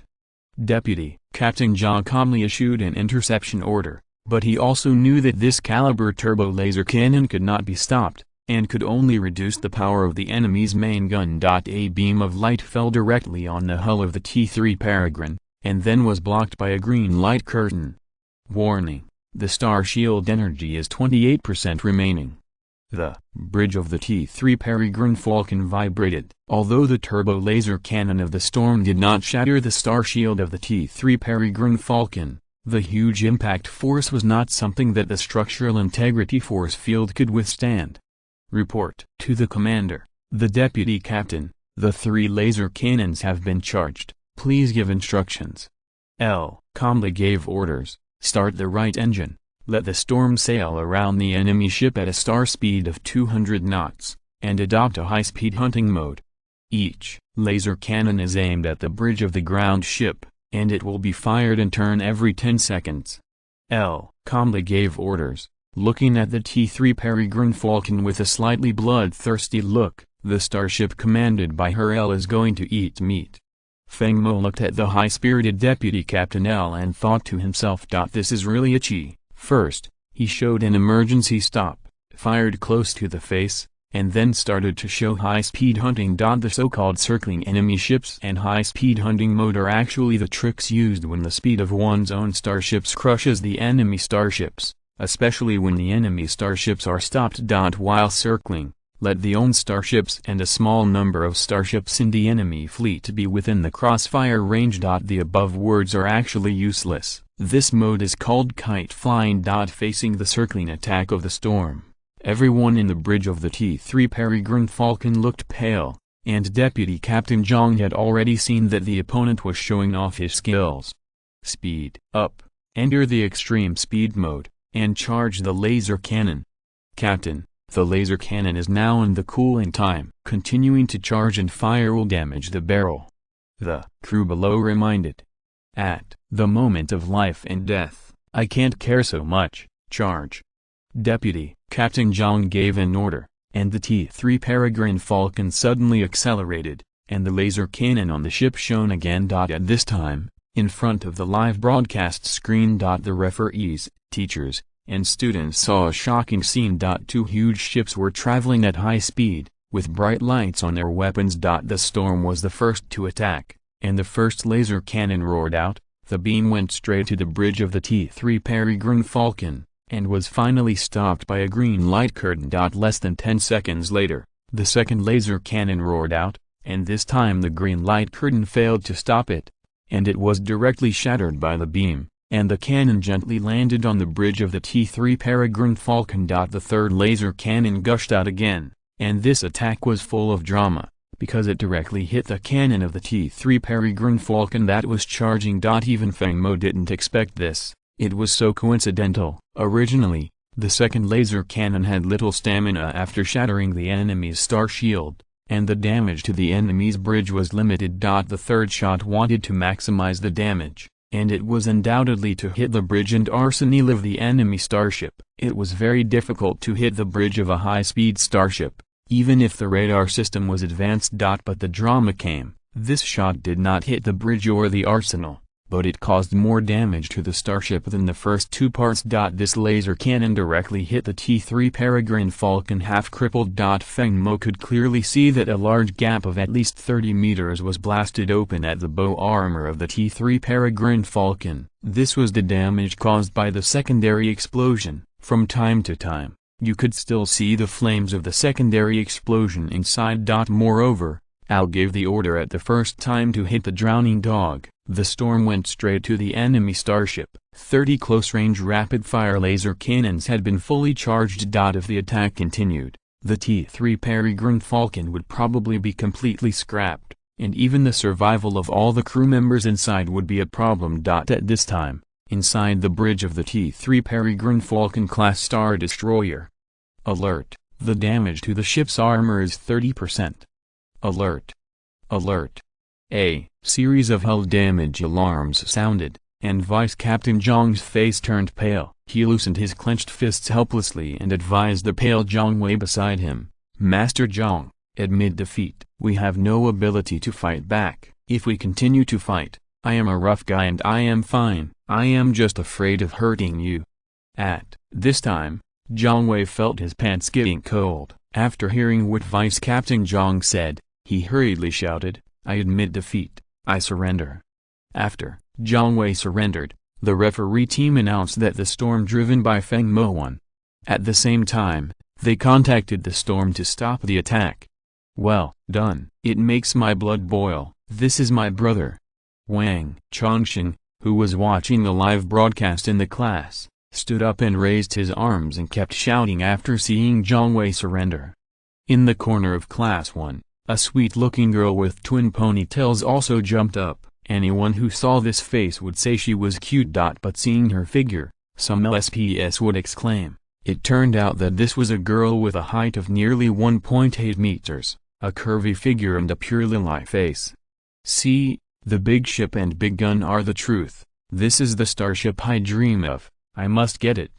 The twin ponytailed Lily Uziaman looked at the storm on the live screen with shining eyes, and even didn't care about the tears flowing from the corners of her mouth. The other teachers and students were shocked. Is it over? From the time the two starships entered the battle range to the end, it took less than 10 minutes, which was the time that could only be achieved in a crushing game in a starship duel. When Now commanded the storm to amaze everyone. Feng Mo sat in the captain's position and waved his fist. Yes, the main and secondary guns took away the T-3 Peregrine Falcon in one round. Well done, Al. There is also an element of luck in this. A total of 4 shots hit the target, and the last shot directly hit the laser cannon that was charging, causing a secondary explosion, affecting multiple parts of the enemy starship system. Al stood beside Feng Mo and analyzed. Luck? Feng Mo, who was late to the party, couldn't help but think of his talent when he heard the word luck. When there are more female soldiers than male soldiers on the starship, the lucky bonus will be triggered. In this case, won't every shot hit the target in the future? I dare not think about it. I dare not think about it. This has yet to be verified. But if you count it this way, this talent is simply a magical skill. Feng Mo won the starship duel. Please stop all offensive actions immediately and return to the starship dock. The voice of the referee team sounded in the main control room. Okay, Feng Mo responded. Everything is over. It's time to return. As for Zhang Wei's T-3 Peregrine Falcon, The Academy's towing starship will naturally deal with it. Chapter 9 Big Baidu. At the interstellar terminal of Yunshan Interstellar Military Academy, the Storm was slowly moored at Pier 3. Feng Mo sat on the captain's chair and sighed. The controversy surrounding this interstellar duel is far from over. Jiang Wei will not give up. From now on, they will fight openly and secretly with each other, and even his father will end up personally. But it's okay. How can you smell the fragrant fragrance without going through hardships? Because there was no damage to the hull of the Storm this time during the battle. No maintenance work was required after replenishing energy. After Feng Mo gave the crew members ample freedom of movement, he stepped off the Storm alone. At this time, at the interstellar pier, Wang Chongqing stood at the front of the crowd with a tall Lolita with twin ponytails, looking helpless. Seeing Feng Mo, Wang Chongqing immediately put on a smile and stepped forward to hug Feng Mo. As expected of my brother, he did a great job. He usually has 5 or 6 people in the academy, so he has to suppress Jiang Wei's arrogance. Feng Mo patted Wang Chongqing on the shoulder, and the two of them looked to the side together. At this time, the T-3 Peregrine Falcon was being docked on Pier 4 by the consigned starship. Vice Captain Zhang helped Jiang Wei get off the starship. The so-called enemies were extremely jealous when they met. At this time, Jiang Wei looked at Feng Mo and Wang Chongqing talking and laughing, and a blush appeared on his pale face. He opened the hands that Vice Captain Zhang was holding and strode towards Feng Mo. Feng Mo, do you dare to fight with me again?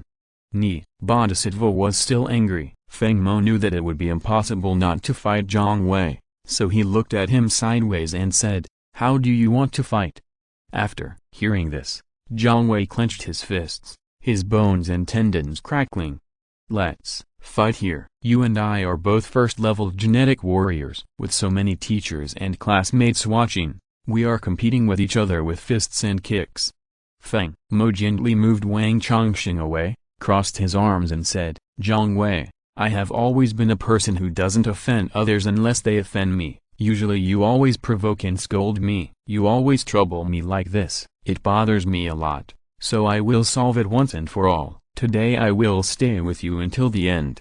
Jiang Wei walked up to Feng Mo and said with a ferocious smile, "You, a down-and-out family with a mother but no mother, are you worthy of staying with me to the end?" Crack! Feng Mo slapped Jiang Wei in the face, and Jiang Wei's head was knocked down by the huge force of the palm. Feng Mo said expressionlessly, "You have such a bad mouth. Do your family members know? They don't care about you, so I will take good care of you on behalf of your father." "Are you taking care of me on behalf of my father?" Jiang Wei got up from the ground. It didn't matter whether it hurt or not. He felt humiliated. This was worse than killing him. Fortunately, he didn't completely lose his mind. The speed and strength of the slap just now made him aware of the physical gap between him and Feng Mo. Feng Mo had already reached the top of the first-level genetic warrior. "My special code will kill you." Jiang Wei pretended to be angry. With anger in his eyes, he roared and took out a silver pocket electromagnetic pulse gun from his pocket, raised the gun and fired. At this time, Feng Mo's eyes no longer had the calmness they had just before. The moment Jiang Wei took out the electromagnetic pulse gun, he was sweating. Extremely dangerous. But it was too late at this time. Suddenly, he seemed to see the smile on the corner of Jiang Wei's mouth, and heard Wang Chongqing's angry curses in his ears. At the critical moment, a black shadow appeared in front of Feng Mo, blocking all the red beams emitted by the electromagnetic pulse gun. Then the figure flashed, and the electromagnetic pulse gun in Jiang Wei's hand instantly turned into parts and fell to the ground. The sound of violent breathing sounded, and Feng Mo braced himself and looked in front of him. This was a battle armor, a type of external armor. The materials used to make this type of armor are similar to those used to make starships, except that memory metal is added to it, so it can repair itself after being damaged. This type of armor is usually attached to the body surface of a genetic warrior. When paired with individual firearms, it can be called a humanoid killer weapon. However, the cost of this type of armor is quite expensive. It is not yet popular in the Empire and there is no way to purchase it. Feng Mo came back to his senses and took a deep look at Jiang Wei. who was a little lost across the street. Jiang Wei taught Feng Mo a lesson. It was he who made Feng Mo understand what it means to be ruthless. Feng Mo has had no parental guidance since he was 8 years old. After all, he cannot understand the meaning behind the word noble. These are the things he needs to learn. Feng Mo's previous 18 years had been too smooth, and he had never suffered any setbacks. This was the interstellar era, not the previous era when guns were banned. Looking back at Jiang Wei, he was pushed to the ground with backhands by 2 members of the college's law enforcement team. Feng Mo, are you okay? Damn it, he took out a gun and shot on the college's territory. I'm afraid he won't be able to survive this time if he doesn't get some blood. Mo, you'd better think about how to raise the conditions this time. Wang Chongqing stepped forward and whispered to Feng Mo, if you can enter this college, just go out the back door. There is no one who is not smart enough. Feng Mo nodded after hearing this. Indeed, despite Jiang Wei's shooting, he did not kill anyone, so it can only be regarded as an attempt. With his count, as long as he pays enough, it is very easy to resolve a serious incident. It is unrealistic for me to use this matter to kill Jiang Wei, so I might as well think about the benefits. At this time, the director of the college who had removed the combat armor first waved his hand to have Jiang Wei escorted down, then looked at Feng Mo and said, Student Feng Mo, this matter has a bad impact. The college will definitely investigate it to the end and give you an explanation within 3 days, then just ask you to go back to the dormitory and wait. Feng Mo nodded when he heard the words. This was his first close contact with death. His back was already soaked through. He also needed to go back to the dormitory to change clothes. It was just in time to discuss the Starship Blueprint transaction with Wang Chongqing. 369 dormitories. After taking a shower and changing clothes, Feng Mo walked into the living room and sat on the sofa. He picked up the hot tea on the table and took a sip to soothe his mood. He said to Wang Chongqing beside him, Old Wang, how did the matter we discussed with you earlier go? Don't worry. Originally, Aunt said she wanted to meet you on the Star Network, but I sent the video of the Starship duel just now to Aunt, and told her that the starship was designed and built by you. After watching the video, the eldest aunt immediately said that she would meet you offline to have a detailed discussion to show respect. She is currently at Yunshan Star. She will probably arrive at the academy in a while. You kid, you have such skills and you still hide this from your brothers. After many years, tell me how you can compensate me? Wang Chongqing winked and smiled at Feng Mo. Don't worry, your share is indispensable. I will give you a promise. When you build a fleet in the future, I will personally design a main ship for you. Is that interesting? Feng Mo said with a smile. Crack. Wang Chongqing patted Feng Mo on the shoulder, jumped up and said happily, That's so interesting. I've promised it in advance that in 3 years at the earliest, I will build a fleet, and by then I will need the drawings of the T4 interstellar battleship. Feng Mo is now able to independently design the T3 interstellar battleship, and he is so powerful, 3 years must be enough for him to take a further step. Wang Chongqing's calculations are ringing, and this is a good deal. DD. The smart terminal is ringing. It should be my aunt. I'll pick her up. Please wait a moment. Wang Chongqing glanced at the smart terminal, hurriedly said something and ran out of the dormitory. Chapter 10. 50 million, buyout. Master, your friend Mr. Wang Chongqing is knocking on the door. Do you want to open the door? A mechanical voice sounded. Open the door, little Y. Feng Mo stood up and shouted as he walked towards the door. When the door opened, he saw Wang Chongqing following a beautiful middle-aged woman with a rather elegant temperament. The woman looks dignified and gentle, without the bling like those of the nouveau riche outside. She is wearing a plain long skirt that highlights her good figure. She is holding a red leather-wrapped gift box in her hand. Just standing at the door, Feng Mo feels a sense of nobility hitting her face. Come. You are Mr. Feng Mo, right? I am Zhao Sheng's eldest aunt. You can just call me Zhang Yu. I always hear Zhao Sheng mentioning how knowledgeable you are. Today is a real person. It's your first time to visit. I hope that Mr. Zhao will accept it even though it's just a small gift. A pleasant voice came. After speaking, The eldest aunt slightly raised the gift box in her hand. Feng Mo didn't know how to care, so he quickly took the gift box and said politely, "Thank you, Auntie." I can always hear Chongshin talking about his elegant and dignified auntie. "Chongshin and I are childhood friends and we are brothers. You don't need to know each other. Just call me Zemo. Don't blame me. Moreover, I'll call you aunt. Please come in." After finishing speaking, Feng Mo led the two of them into the dormitory. After the three of them sat down, they first asked the intelligent robot to prepare the tea. Then Feng Mo got straight to the point. "My eldest aunt must have heard about my family's affairs. She is living in a tight situation now. She is about to graduate and urgently needs a sum of Yunshan coins to build a fleet, so she can only sell a pair of T2 starships she wants designed." Seeing the eldest aunt nodding, Feng Mo continued, "The core selling point of this T2 starship is that it is durable and durable. This is the most popular feature among civilians. You must also know that starship technology is updated very quickly. Some wealthy families have begun to use T2 starships for home use, so this selling point will be expanded infinitely. It's useless to say more. I will now pass on the information and design drawings of this starship to you. You can check with the researchers in the research laboratory." After Feng Mo finished speaking, he sent the information and design drawings through the smart terminal. Of course, in the business negotiation, the core design was reserved, and this aspect could only be sent after the contract was signed. "Help me look at this starship blueprint, technology and data, and give me a reliable report in an hour."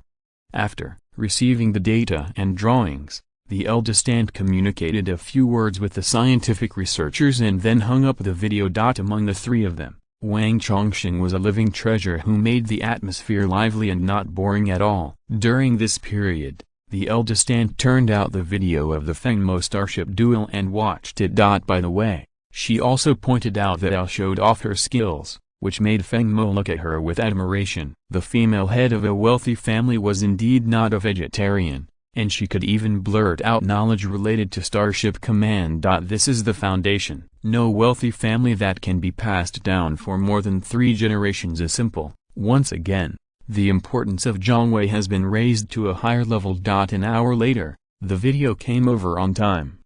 "Mr. Zhang, although the core technology of this T2 starship drawing is not there, it is absolutely feasible. And this T2 Zebra-class Star Destroyer is extremely cost-effective. The core protrudes from the leather and is durable, and the performance is not low. If it is put on the market, it will definitely be a starship product that can become a hit." The chief scientific engineer of the laboratory, an old man in a white coat, said with excitement. After Zhang Yu hung up the video, he looked at Feng Mo with appreciative eyes and said, "I want the design drawings of this starship. Please give me a price." Feng Mo thought for a moment and then said, "Now the price of starship design drawings on the market has been made transparent. It is basically based on the selling price of 1,000 units sold by the Starship Arms Trading Company. The approximate price of the T2 Star Destroyer is around 4 to 5 million. Let's take a middle price of 4.5 million Yunshan coins. The selling price of 1,000 units is 4.5 billion, multiplied by 18% is the company's net profit, and then multiplied by 5% is the price of the drawings. It works out to about 40.5 million Yunshan coins." After Feng Mo finished speaking, he paused deliberately. Zhang Yu took over the words and said, "Let's do this, Mo. Come up with a round number. I will give you 50 million Yunshan coins, and the copyright of this T2 Zebra-class Star Destroyer drawing will belong to me. Do you like it?" Feng Mo sighed in his heart. This is a smart man. He has laid so much groundwork in front of him, including core selling points and analysis, just to ask for a higher price. It was obvious that the eldest aunt had listened to these words, and she was very knowledgeable about people and worldly matters.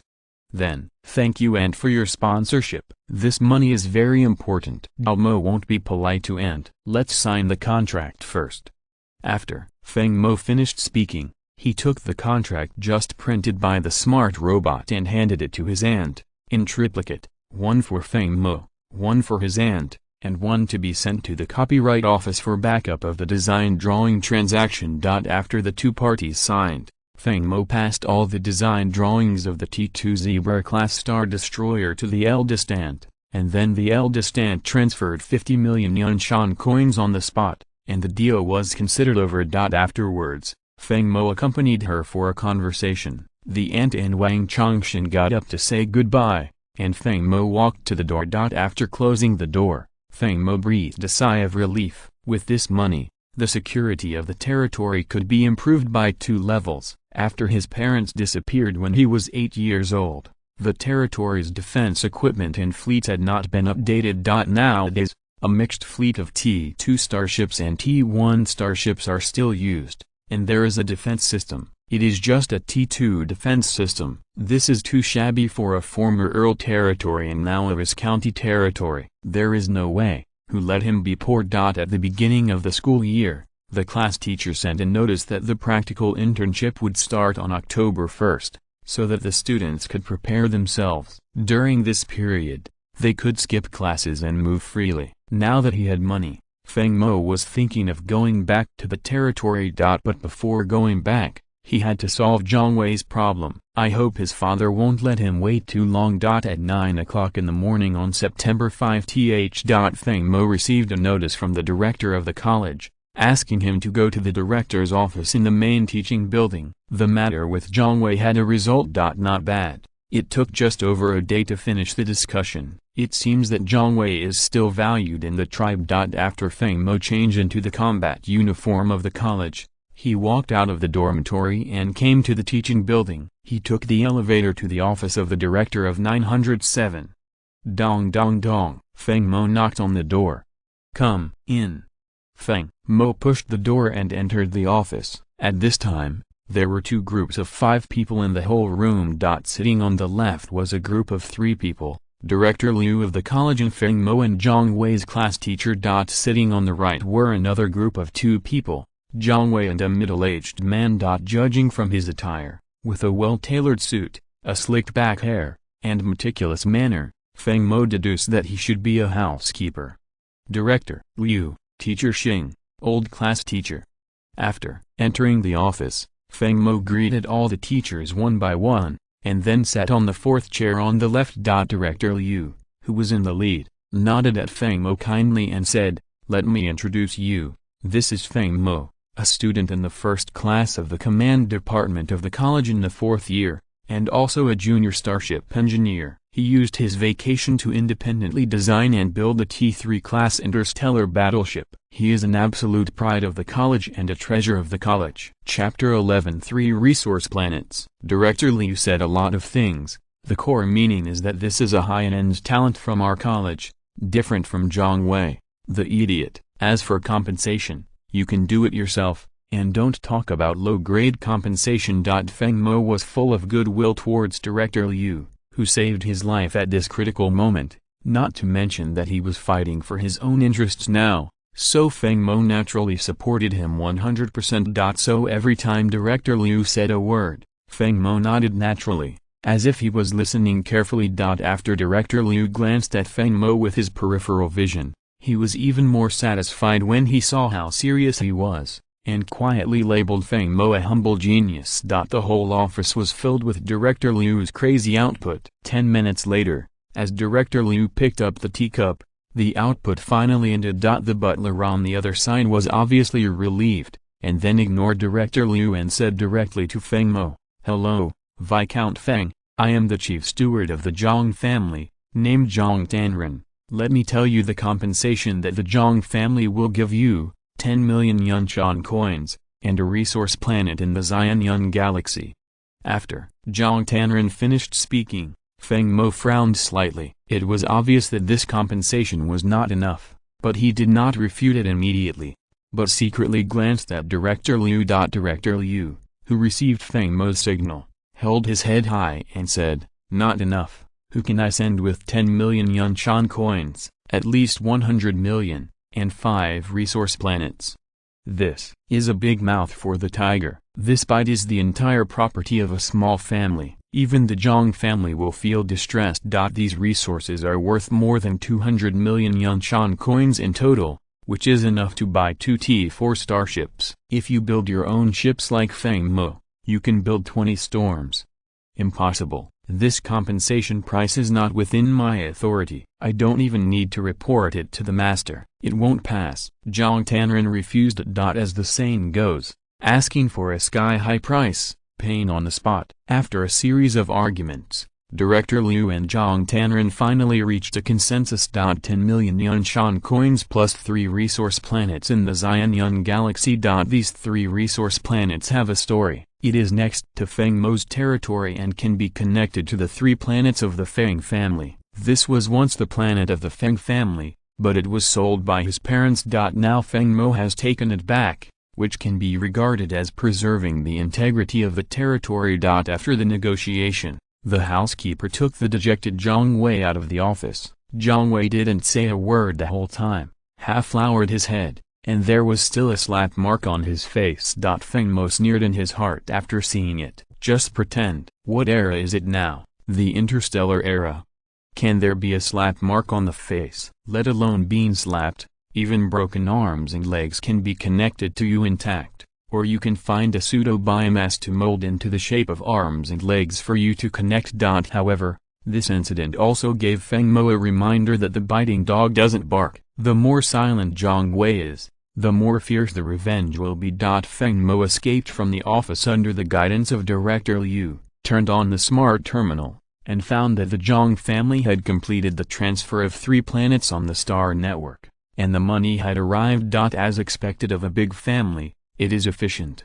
Feng Mo returned to the dormitory happily to pack up and headed straight to the interstellar dock. T3 Storm-class interstellar battleship, bridge.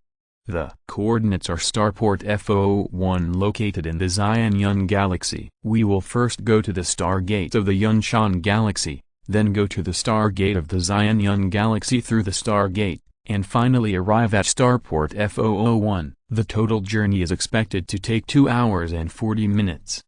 Deputy Captain Al stood aside and reported the route plan. The 3rd level warp engine is starting and will enter the navigation mode soon. Please ask all crew members to enter the deep sea mode. In fact, with the structural integrity force field of the storm, coupled with a closed bridge to form a subspace and the physical fitness of Feng Mo and others, there is no need to enter the deep sea mode. But we should be safer when doing things. It's just over 2 hours anyway. After entering the deep sea mode, the consciousness can also enter the star network and travel the network. The route is complete. It will enter the acceleration phase in 3 minutes. All crew members please enter the deep sea mode. At this moment, the whole starship sounded mechanically, and it was also flashing with deep blue light. A hibernation capsule appeared next to everyone's chair in the main control room. This is to allow the crew to quickly return to their posts and resume combat mode after leaving the warp speed. At this time, 90% of the energy of the storm will be supplied to the warp engine, and the starship itself will only maintain a low energy consumption state. Feng Mo lay flat in the hibernation capsule, light blue liquid covering his whole body, and 2 blue modules appeared in front of him. Star Network, Hibernation. Feng Mo clicked on the star network, and then the whole person appeared in the dormitory. In the star network space, the main galaxies of the major empires are used as the background. Feng Mo is from the Yunshan Empire, so he will naturally appear in the military academy. And this dormitory is exactly the same as in reality, and it can be used by him until graduation. Feng Mo did not choose to go out for a stroll, but curled up on the soft sofa, watching a movie and enjoying the service of the intelligent robot. Time passed quickly, and when the red light flashed in his eyes, it was reminding him that the time was almost at the Stargate. Storms. Intelligent system prompts that the warp speed navigation has ended, and it has arrived at the pre-made destination, and is now in automatic driving mode. In the main control room, all the hibernation cabins opened automatically, and Al stepped out of the cabin first. All crew members on the starship will return to their posts within 1 minute to check the data of each part of the storm.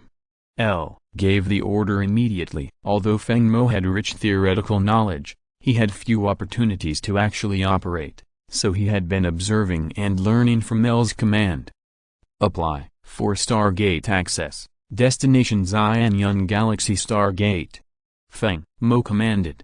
The application has been sent. The fee for using 50,000 Yunchan coins is 20% off due to showing the commander's student information. 40,000 Yunchan coins have been paid. The pass has been issued.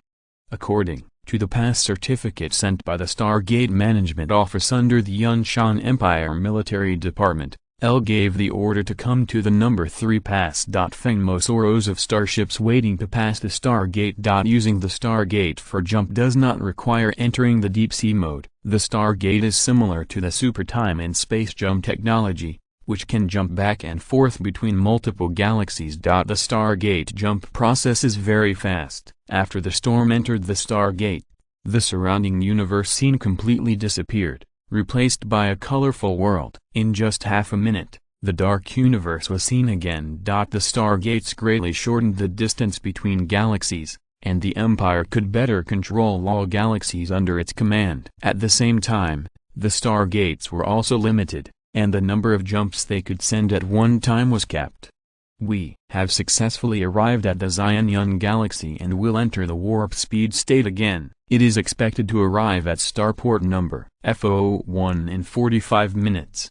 Deputy Captain L commanded. The entire main control room became dark again. The hibernation capsule popped out. Feng Mo lay flat in it, and entered the star network again. He hadn't finished watching the previous movie yet. Chapter 12 Returning Home. In fact, in the universe, galaxies are similar, all composed of ordinary matter, dark matter, and dark energy. Ordinary matter is composed of galaxies, stars, satellites, planets, etc. Feng Mo does not know about dark matter and dark energy, but he knows that dark matter seems to be related to the armor of the T5 starship, and dark energy is related to the engine of the T5 starship. These are still far away from him now. Commander, the storm has arrived at starport F001.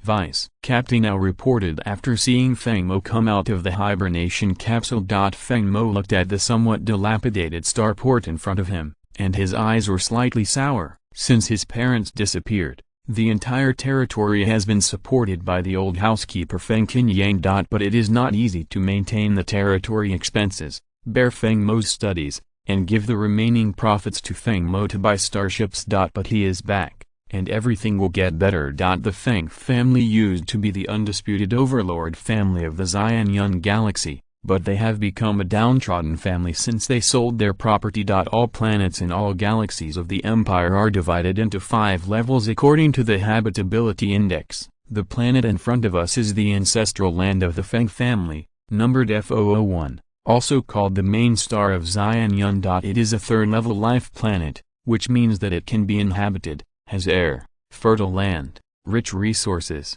no extremely bad weather, and no need to build an energy shield. The resources of the Xianyun Galaxy are considered medium in the Empire. There is only 1 3rd-level life planet, 9 2nd-level life planets and 37 1st-level life planets in the entire galaxy. In the galaxy, planets are usually divided into 2 types, one is a life planet and the other is a pure resource planet. The Xianyun Galaxy has a population of nearly 100 billion, of which 80% are human race, and the rest are humanoids and beastmen. The main star of the Xianyun Galaxy is the territory of the Feng Mo family, called the main star of Xianyun, with the external number F001. The main star of Xianyun is the planet where most nobles in the entire galaxy live, although the entire planet nominally belongs to Feng Mo. But most of the land was leased to other nobles by his grandfather and parents, and the minimum lease period was several hundred years,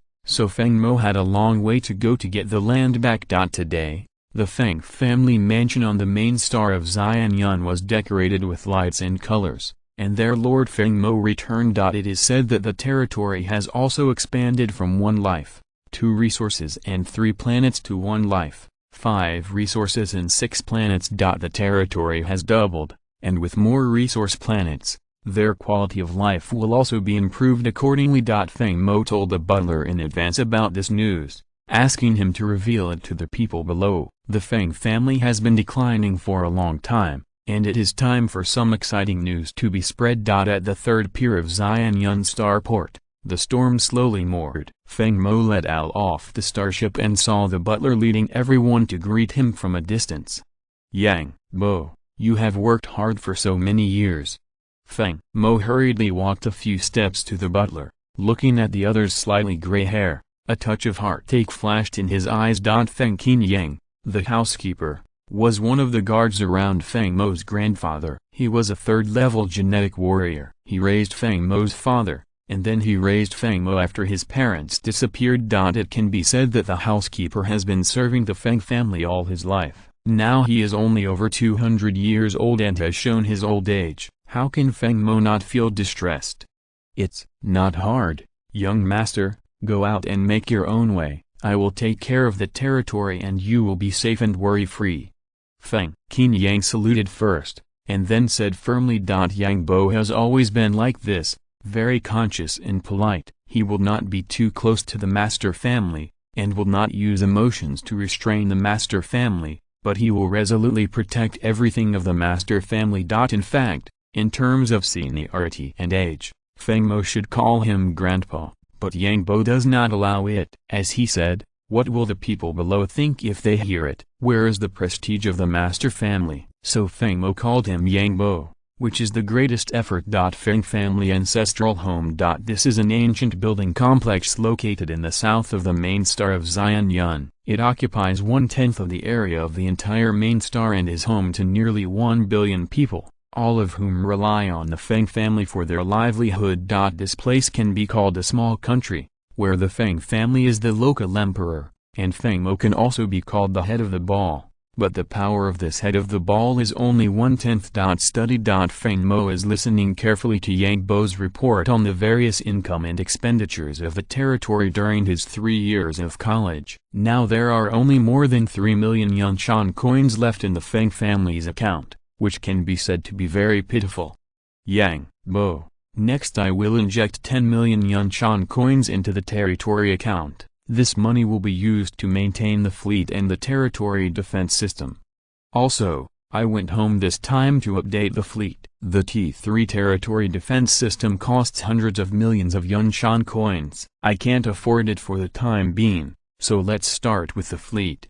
Yang Bo, I'll send you a list and transfer 20 million to the territory account. This money will be used to buy raw materials for building starships. As for the T1 starships in the fleet, let them retire and change military use to civilian use. There is one more thing that Yang Bo needs to notify. All the starship engineers and starship maintenance and construction students trained by my Feng family who are currently attending college, let them stop what they are doing immediately. And those who are studying abroad should also ask for leave and return to the main star of Xianyun immediately. Let them gather at the interstellar dock at 10 o'clock the day after tomorrow. It takes 1,000 days to raise troops and only 1 day to use them. This time I will use them to build ships in batches, and it is also a learning opportunity. I believe they will be grateful to me as a lord." After Feng Mo finished speaking, he transferred 30 million to the territory account first, and then sent a list to Yang Bo using the terminal. Yang Bo responded and walked out of the study. Feng Mo was half lying on the sofa, his eyes focused, and a sky blue panel appeared. Name, Feng Mo.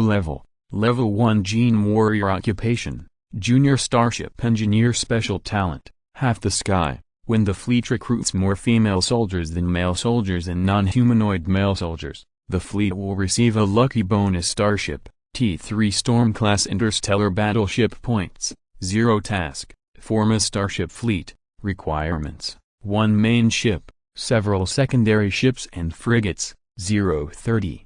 Reward, 500 points. Level 2 Perfect Gene Potion Formula Warehouse, T2 Black Bear Class Interstellar Frigate Blueprints, T3 Storm Class Interstellar Battleship Blueprints. In fact, Feng Mo said that he wanted to reorganize the fleet first to improve and update the territory defense, and second to complete the task, and for this reward. He has never neglected the practice of guidance. Since he became a level 1 gene warrior at the age of 18, It took 3 years and finally reached a bottleneck. If you want to break through to the second level Gene Warrior, you can either rely on hard work and successfully advance through time accumulation, or make and take gene medicine. Feng Mo didn't want to waste time, so he naturally chose to make gene medicine, but people have different genes, so the gene medicines used for relative matching are also different. There are only standard second-level gene medicines on the market. Feng Mo has done tests and the compatibility is 75%. Although it can be successfully broken through after use, it is far less than the use of gene medicines with a compatibility of more than 90%. As for the 500 points, they are also very useful. The newly opened Points Mall has a wide variety of high-quality products, and there are even perfect gene medicines of various levels, but the price is high. Among them, the price of the second-level perfect gene medicine is as high as 3,000 points, which Feng Mo can't afford. Fortunately, the task reward gave it. Chapter 13 Crazy Shipbuilding. As for the starship blueprints, Feng Mo currently only has 2 blueprints, namely the T2 Black Bear class star frigate and the T3 Storm class star battleship. This is not enough at all. If you want to form a fleet, you must at least have destroyers, aircraft carriers, starships, and even Titan ships. These all require points. Moreover, the higher the level, the higher the points required. Among them, T1 T4 starships require 10, 100, 500, and 2,500 points respectively. As for T5 and above, neither starships nor potions can be seen. According to the information given by the mall, it is because of insufficient permissions. There will probably be task rewards to increase the permissions of the mall in the future. Now this mission reward can be said to be exactly what Feng Mo wants, but he does not have much time. It is best to finish updating the fleet within 20 days. Feng Mo remembered the territorial fleet list that Uncle Yang had sent to him before. The Feng family fleet currently has 36 starships in service. Among them, there is 1 T2 star battleship, 8 T2 star destroyers, 8 T2 star frigates, and the rest are T1 starships. These starships are all old ships that have been in service for more than 50 years. Feng Mo's purpose is to retain these 17 T2 starships and retire the remaining 19 T1 starships for civilian use. Then he will add 22 T2 frigates and 1 T3 battleship, so that there will be 40 starships, with 2 battleships as the main ships, forming 2 fleets for cross-cruising, further improving the security of the territory. In the following time, Feng Mo stayed at home completely, and his previously tense nerves rarely relaxed. September 7th, 9:40 a.m. Feng Mo took Yang Bo and Al out of the ancestral house and took a speed car to the interstellar shipyard. This shipyard was built by Grandpa Feng Mo. In the early days of construction, there was only one shipyard.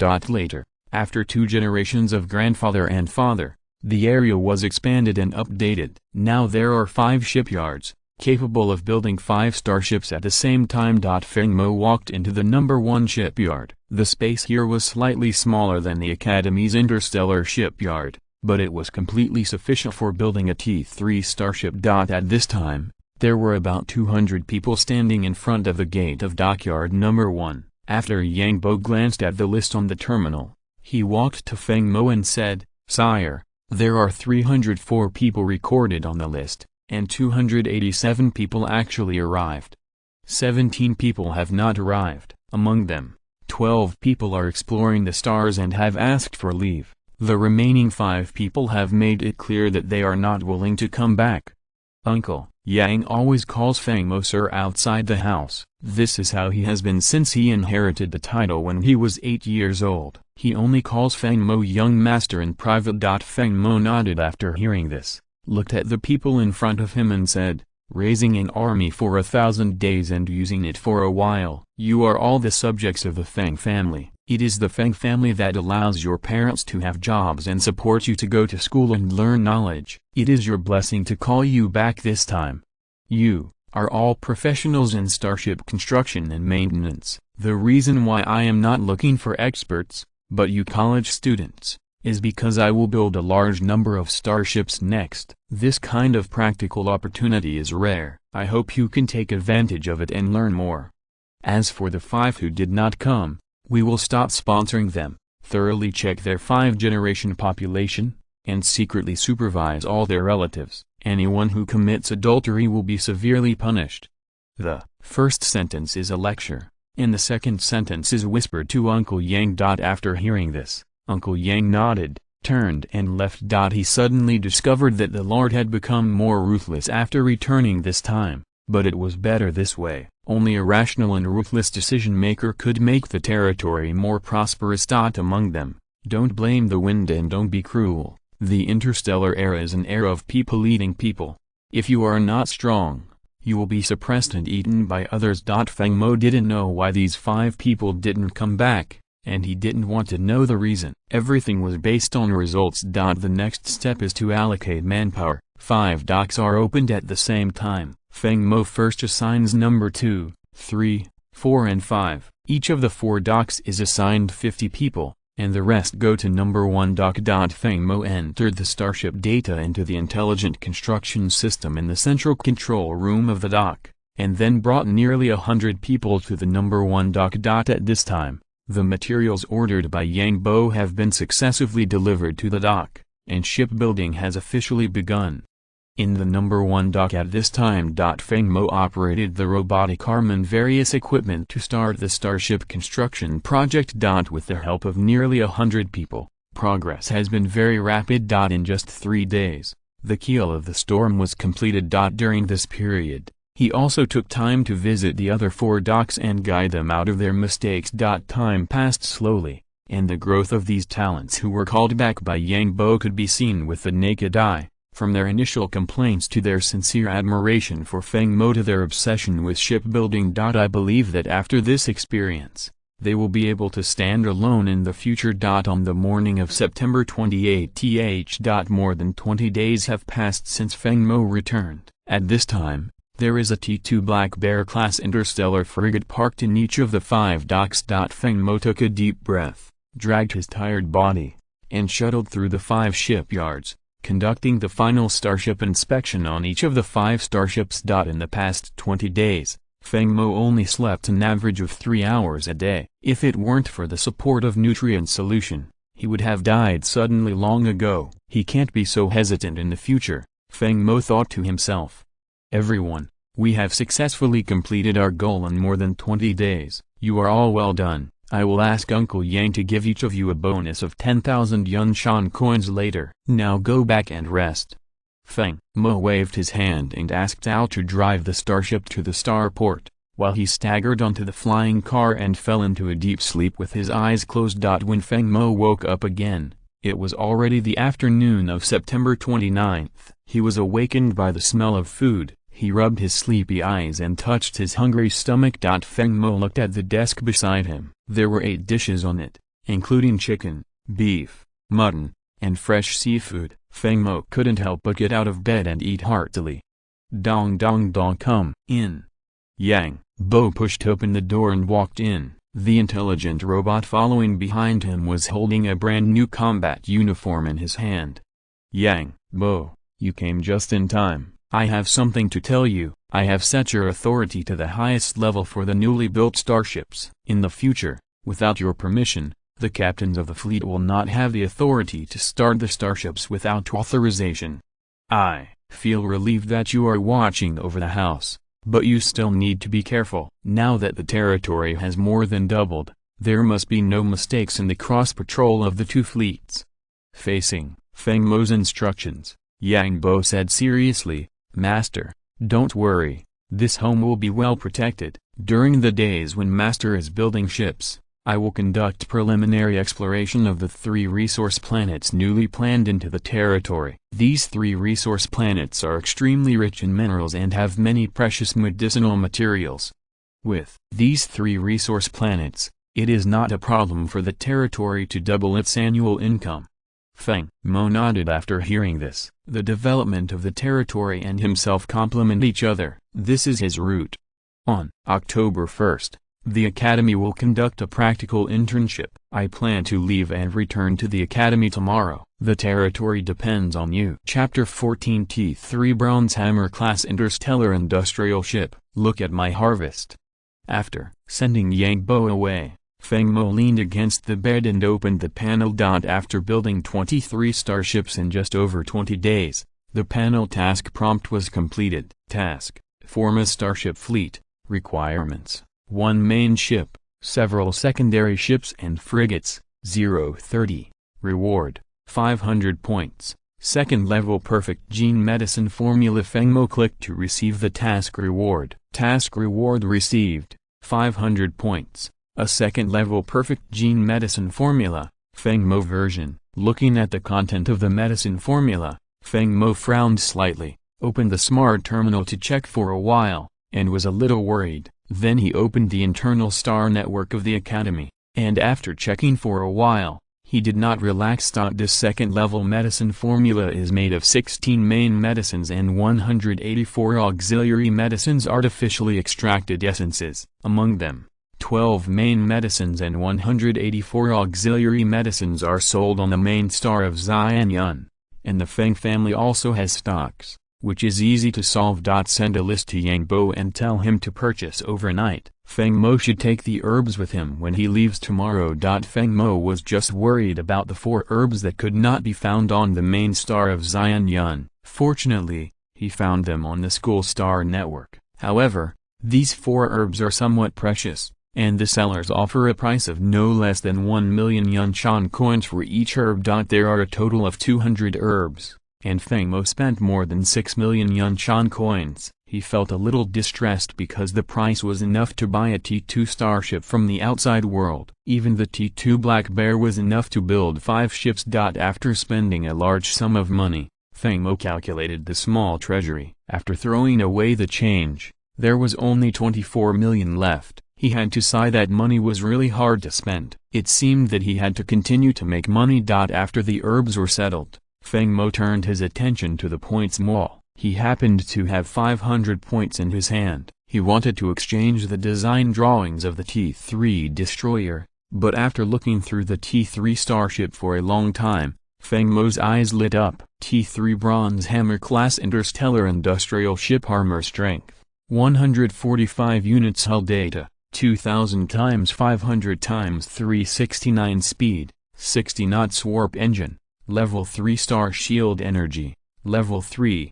100% weapons: T3 close range anti-raid rapid fire secondary guns × 50. Feng Mo checked the data of this starship. Its volume is several times larger than that of the Storm. There are very few firearms on board, and no long-range firearms. After all, this is not a combat-type starship, and it only has the most basic defensive firearms interception. As the name suggests, the core function of this T3 starship is the construction and maintenance of starships and firearms.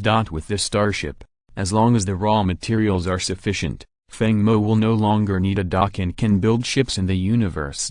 Moreover, this is an intelligent industrial ship, which only needs a small number of talents in starship engineering to operate normally, and the shipbuilding efficiency is extremely high. For example, it took Feng Mo nearly 2 months to build the Storm alone. With this industrial starship, the time can be shortened by at least half a month. And its most important feature is confidentiality. Even the staff on the starship only know the technical content of their own position, and nothing else. It can even be said that Feng Mo can be responsible for the core technologies such as the engine and the future, and the staff can be responsible for the insignificant things such as the hull.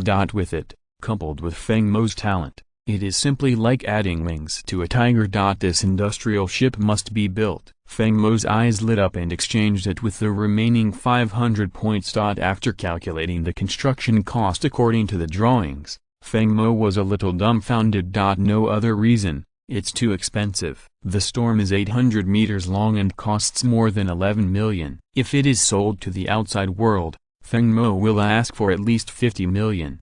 This T3 industrial starship is 2,000 meters long and 500 meters wide. The cost is a sky-high price of 30 million. Feng Mo no longer dared to think about the price of this starship. No wonder each of these auxiliary starships was ridiculously expensive. But it was worth it. With this starship, Feng Mo could build all T4 starships except the T4 aircraft carrier starship.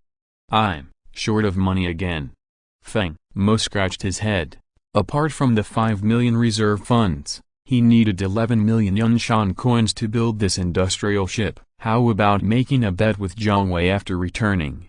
No, he would learn from his mistakes. He would not bet with him again. How about changing to Zhao? Let's see if it works after returning. The next morning. Feng Mo took the medicine box handed over by Yang Bo and took Hao to the storm. The new task has been refreshed. This task panel is not smart at all. If you complete the task on the same day, a new task will always be refreshed on the next day. Task: make a second level perfect gene potion, and upgrade to a second level gene warrior after taking it. Reward: 500 points. T3 level combat armor design drawings. T3 level combat armor. Good stuff. The combat armor that Director Liu was equipped with before was also of this level. After ordinary level 3 gene warriors were equipped with it, they could completely defeat level 4 gene warriors. After equipped with level 3 gene warriors like Director Liu, they could even fight with level 5 gene warriors for a short time without being defeated. After the excitement, Feng Mo was worried again. It was because he was short of money. If he wanted to manufacture this kind of combat armor, it would be a sky-high price, much more expensive than the average T3 starship. In the afternoon of September 29th, the dormitory of the college. Feng Mo sat in front of the test bench, and 2 intelligent robots were extracting the essence of medicinal materials in front of the bench. Feng Mo arrived at the college at noon today. He first took back the herbs, then paid the balance, and hurried back to the dormitory with 2 boxes of herbs. There was a gurgling sound in the instrument on the laboratory table. After dehydration, dissolution, extraction, filtration and other steps, a glass bottle of azure viscous liquid was successfully extracted. Feng Mo picked up the medicine and poured it directly into his mouth. As the azure liquid entered his mouth, Feng Mo immediately closed his mouth tightly. At the same time, his whole body was like being struck by lightning, and he shivered violently. His face, which was originally full of blood, turned pale in an instant. From the mouth to the esophagus and then to the stomach, it was like swallowing magma, and bursts of burning pain came from the body. The body surface changed from the healthy light yellow of the human body to azure blue. The pain caused by this burning made Feng Mo's body twitch intermittently, and his muscles were tense. The blood vessels like worms kept shaking, and his pale face was bloodless. Seeing this, the 2 intelligent robots on the side hurriedly lifted Feng Mo to the bathroom and put him in the ice water that had been prepared to cool him down. As soon as Feng Mo entered the water, he actually caused a burst of steam, but fortunately his body was cooled down, the pain dissipated a lot, and his originally ferocious face gradually calmed down. His face also became rosy, and his consciousness gradually regained clarity. At this time, the 2 intelligent robots lifted Feng Mo up, wiped his body dry, put him on the big bed in the bedroom, covered him with a quilt and left. Feng Mo was sore and weak all over, but his spirit was clear. As a second-level gene warrior, his lifespan was nearly 200 years again. He would never live to the end. At this time, the panel prompted that the task had been completed. Task: make a second-level perfect gene potion, and after taking it, you will be promoted to a second-level gene warrior. Reward: 500 points. T3 level combat armor design drawings. Feng Mo clicked to receive the task reward. The task reward has been received, and 500 points and a T3 level combat armor design drawing have been obtained. If you are listening to this novel on a channel other than Fanfic World, it means they downloaded and uploaded it without effort. We cordially invite you to visit our channel, Mundo Fanfic Novelist. There you'll find the original version of this story and you can explore many other novels of various genres. We are waiting for you to immerse yourself in a world of incredible novels. Chapter 15, Frontline Battlefield. Since he couldn't sleep anyway, Feng Mo simply studied the design drawings of the combat armor and silently calculated the cost in his mind. I really don't know, but I was shocked when I calculated it. According to a rough calculation, making a set of T3 combat armor requires at least nearly 40 million Yunshan coins, which is more than 3 times the cost of making the storm. In fact, the engines, casings and firearms of combat armor are not expensive. A set only costs about a few million Yunshan coins. What is really expensive is the memory metal material. This new type of material is generally sold by the kilogram, with 1 kilogram costing nearly 1 million Yunshan coins, and making a set of T3 combat armor requires at least 30 kilograms. Seeing such a high production cost, Feng Mo only felt palpitations in his heart. Without thinking about it, a wave of fatigue came over him, and Feng Mo gradually fell asleep. On October 1st, Feng Mo came to the classroom early, hit Wang Chongqing on the shoulder out of habit, and then sat down. Mo, the latest news is that all the practical internships for senior students in military academies are directly taken over by the Ministry of Military Affairs, which means that this internship will bring together 72 military academies in the entire Yunshan Empire for actual combat. It took my old man 4 hours to find out exactly where we are going the day before yesterday. We may have to go to the front line. Feng Mo was shocked after hearing this. Going to the front line?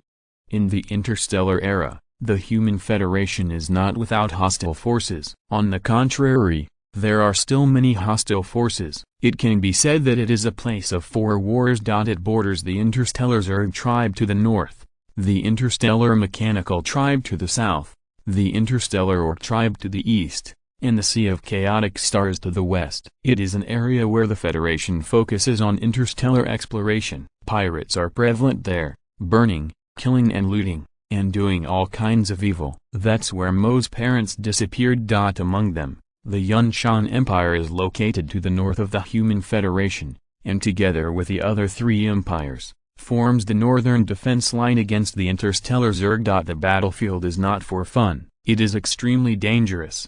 If you are not careful, the ship will be destroyed and people will die. But Feng Mo thought of one thing. Old Wang, since you're on the front line, does that mean you have military merit? Feng Mo asked anxiously. Of course, Mo. You also know that there are only 2 ways to obtain military merit nowadays. One is to go to the battlefield, and the other is to explore the stars. If we go to the battlefield, we will definitely get military merit. Hearing Wang Chongqing's affirmative answer, Feng Mo felt much better. He knew that the only way to gain military merit and improve his title was through the 2 methods Lao Wang said. Among them, going to the battlefield is extremely dangerous and restricted. The trophies won do not belong to individuals, but belong to the military department. They can be exchanged for military points, but military merits are more. As for interstellar exploration, the risk is not as high as the battlefield, but the benefits are extremely high. As long as you find an unknown planet, you can earn a lot of money, whether it is military merit or Yunshan coins. Of course, these are 2 development directions. Each has its own advantages. It depends on how you choose. After the 2 chatted for a while, there was a click-click sound. The head teacher walked into the classroom from outside the door. This time it was not a projection but a real person. He thought what he had to announce was extremely important. Students, the practical internship for senior year has officially begun. Now I will announce the internship process. This internship is jointly organized by the military and the college. It lasts for 6 months. The internship location is the defense line of the Northern Theater. This internship is completely voluntary. Students who want to participate can log into the college's STAR website to register and will depart at 8 a.m. on October 3rd. Let's talk about the benefits of participating in this internship. First, the military promises that students who participate in this internship will be given priority for admission after graduation. Second, this internship follows the same military merit rules as the military fleet, and a large number of military merits and military points will be awarded to students with outstanding performance. Third, the military will draw up a kill list, in which points will be recorded for destroying and killing Zerg starships and soldiers, and the top 100 students on the list will receive military awards. If there are students who want to join the military after graduation, this internship is a rare opportunity. Students who do not want to participate in the internship will be arranged by the college to intern in logistics positions. What the class teacher said was very impressive. He asked the students to do it voluntarily without any intention of forcing them. After he finished speaking, he turned around and left. As soon as the head teacher walked out of the classroom, the whole classroom buzzed instantly, and the students' discussions continued one after another, as if the roof was about to be lifted off. Wang Chongqing patted Feng Mo on the shoulder and asked him to follow him outside the classroom. "Mo, let's form a team when we go to the front line, then we can contact a few reliable classmates to form a temporary fleet." Feng Mo thought for a moment and replied, "I think it works. There is strength in numbers, but there are too few reliable people." At this point, Feng Mo's eyes lit up and he continued, "Old Wang, how are you doing with Mo Zhu?" Feng Mo said while looking at Wang Chongqing's helpless face, and he wanted to laugh. The Mo Zhu mentioned by Feng Mo was Wang Chongqing's fiancé. The two were children. The Mo family was not based in the Yunshan Empire. When they were in college, the Mo family specially sent Mo Zhu to the Yunshan Interstellar Military Academy just to get more familiar with Wang Chongqing. One time. Mo Zhu, whose name sounds like a sweet one, is actually an out-and-out royal sister. The most important thing is that Wang Chongqing cannot beat her. Every time he takes a mixed martial arts class, it is Lao Wang's Good Friday. As Lao Wang's childhood friend and best friend, Feng Mo only had an acquaintance with Mo Zhu. Moreover, when Lao Wang was around, Feng Mo and Mo Zhu didn't even talk to each other when Lao Wang was not around. This is a correct close friend. There is no pure friendship between men and women, only hormones, so remember not to have too much communication with your brother's future wife, just be okay on the surface. If you want to form a team, bring me a quilt, and brother Feng Mo, can you let me touch your cannon? A voice came from behind, startling Feng Mo and Wang Chongqing. I saw a girl standing behind Feng Mo who was nearly 1.8 meters tall, with a curvy figure and a pure lily face. Use Yamen. Cannon? Wang Chongqing looked at Feng Mo with a wink, as if asking when they hooked up. Feng Mo shook his head in confusion. He didn't have much contact with her. Since he went to college, Feng Mo spent his spare time studying starship-related knowledge, so he had no time to socialize. What's wrong? I just want to see the 2600mm turbo laser cannon on brother Feng Mo's T3 battleship. Hearing this, Feng Mo breathed a sigh of relief. What this Lolita with childlike face and figure was really unbearable to say. If you want to see it, you're welcome at any time. It's okay if you can form a team, but you have to direct it. Brother Feng Mo, don't worry, I will obey orders very well. I will do whatever you ask me to do. The soft and cute voice combined with the lily face was really unbearable, so Feng Mo decided to change the topic. Old Wang, don't forget to inform Mo Zhu, including you Xiaoming, the four of us will form a temporary fleet. I'll go back first. See you on the 3rd. After Feng Mo finished speaking, he left. The reason why he agreed to use Xiaoming's joining the team was entirely because of the starship prepared by his family. That is a T3 starship carrier. It can be said that this starship is definitely the most expensive in the entire class. It can have miraculous effects at critical moments if used properly. There is also something related to my new mission. Destroy the Hive mothership, 0-100 ships, reward 1000 points, and a T3 interstellar mecha design drawing. Chapter 16 Arriving at the front, October 3rd at 8 a.m. The interstellar port of Yunshan Interstellar Military Academy. All students from Class 1 and Class 2 of the Senior Command Department who participated in practical internships gathered here. In the crowd, the students gathered together in groups of 3, and 4. It was obvious that they had formed a team. At the back, Feng Mo and 4 others were wearing black combat uniforms. At this time, Wang Chongqing looked around and whispered, Mo, there are 100 people in the first and second classes combined. Only 63 people came today. There are so many who dare not come. This is a good opportunity to join the military. Everyone doesn't take Wang Chongqing's words lightly. There are many things that cannot be taken at face value. It's normal not to come. You, the young master, have a T3 starship and hundreds of retired officers and soldiers following you. What do those civilian students have? Do you have to force them to be cannon fodder? To die? Feng Mo is right. The front line is no joke after all. Not everyone has the courage to risk their lives. Moreover, there are several civilians among the more than 60 people who came. Compared with us, it is obvious that they are the real ones. Go for it.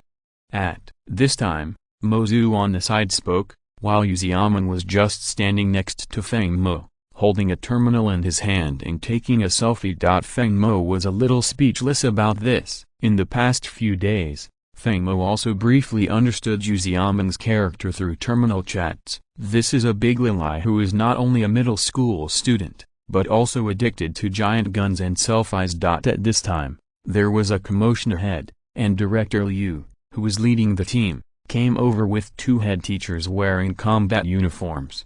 The time is up, students. Please step onto the interstellar carrier in an orderly manner. We are about to set off. After boarding the starship, the teacher will assign sleeping cabins to everyone. Later we will introduce the frontline battle situation to everyone in the StarNet classroom. After Director Liu finished speaking, he led everyone towards Pier 1. At this time, all the starships parked here at Pier 1 had left. What replaced it was a truly behemoth, a T4 class interstellar carrier with a hull length of up to 8,000 meters and a width of nearly 2,000 meters. This was a well-deserved Imperial weapon. There are only 4 auxiliary starships of this type in the entire Yunshan Empire. I didn't expect to send one here today. You can imagine the importance the Empire attaches to them. With this star carrier here, all the starships of the students and team teachers can be accommodated, and there is still some left over. The 4 people from Feng Mo followed the crowd onto the behemoth. At the same time, everyone's terminals heard the deputy captain's request. It turned out that a staff member asked them to drive the Storm to the interstellar carrier. After Feng Mo and others agreed, they followed the crowd into the starship. The interior of the carrier was not luxurious, but rather shabby. Looking at the signs of wear and tear, Feng Mo speculated that the starship had not been in service for more than 30 years. For a moment, he was a little greedy. Who wouldn't want to own such a heavy weapon? It's a pity that now Feng Mo doesn't even have the money to build T3 interstellar industrial ships and T3 combat armors. Such interstellar transport ships have to wait in line. This voyage spans 4 galaxies and is expected to take 3 hours and 50 minutes to reach the target. The warp engine has been prefabricated and will enter the warp sailing stage in 10 minutes. All crew members are requested to enter deep sea mode.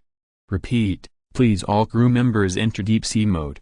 As the last person stepped onto the carrier ship, a mechanical sound sounded. The 4 of them, Feng Mo, were assigned by their teacher to lie down in the dormant cabin and enter deep sea mode. After Feng Mo and the other 4 appeared on the star network again, everyone came to the classroom where they usually had classes. At this time, Director Liu had already stepped onto the podium. After seeing everyone gathered, he said, "This time we are heading to the front line of the northern war zone, bordering the interstellar Zerg. As we all know, the interstellar Zerg is warlike by nature and will subconsciously devour all living creatures within its range. There are even instances of cannibalism among the same species.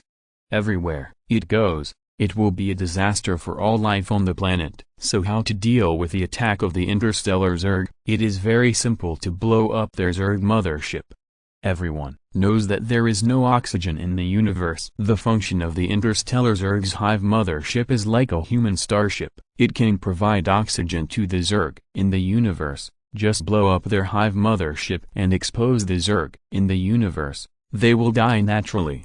The hive mothership is of the same level as a starship. The current hive of the interstellar Zerg is T5. But it is hidden deep in the universe. The Federation has formed death squads to destroy it many times, but all failed. One of the major characteristics of the interstellar Zerg is the speed of reproduction. As long as the mother nest is still alive and has sufficient nutrients, it can continuously breed low-end Zerg carriers, and then reproduce the interstellar Zerg species through the Zerg carrier. Our mission is to cooperate with the multiple fleets stationed on the northern front to try to destroy more hive motherships and accumulate military exploits. Director Liu spoke for 2 hours continuously, imparting a lot of knowledge about the interstellar Zerg to everyone, including weaknesses, habits, etc. The carrier system prompts that it has arrived at the target function port and is now in autopilot mode.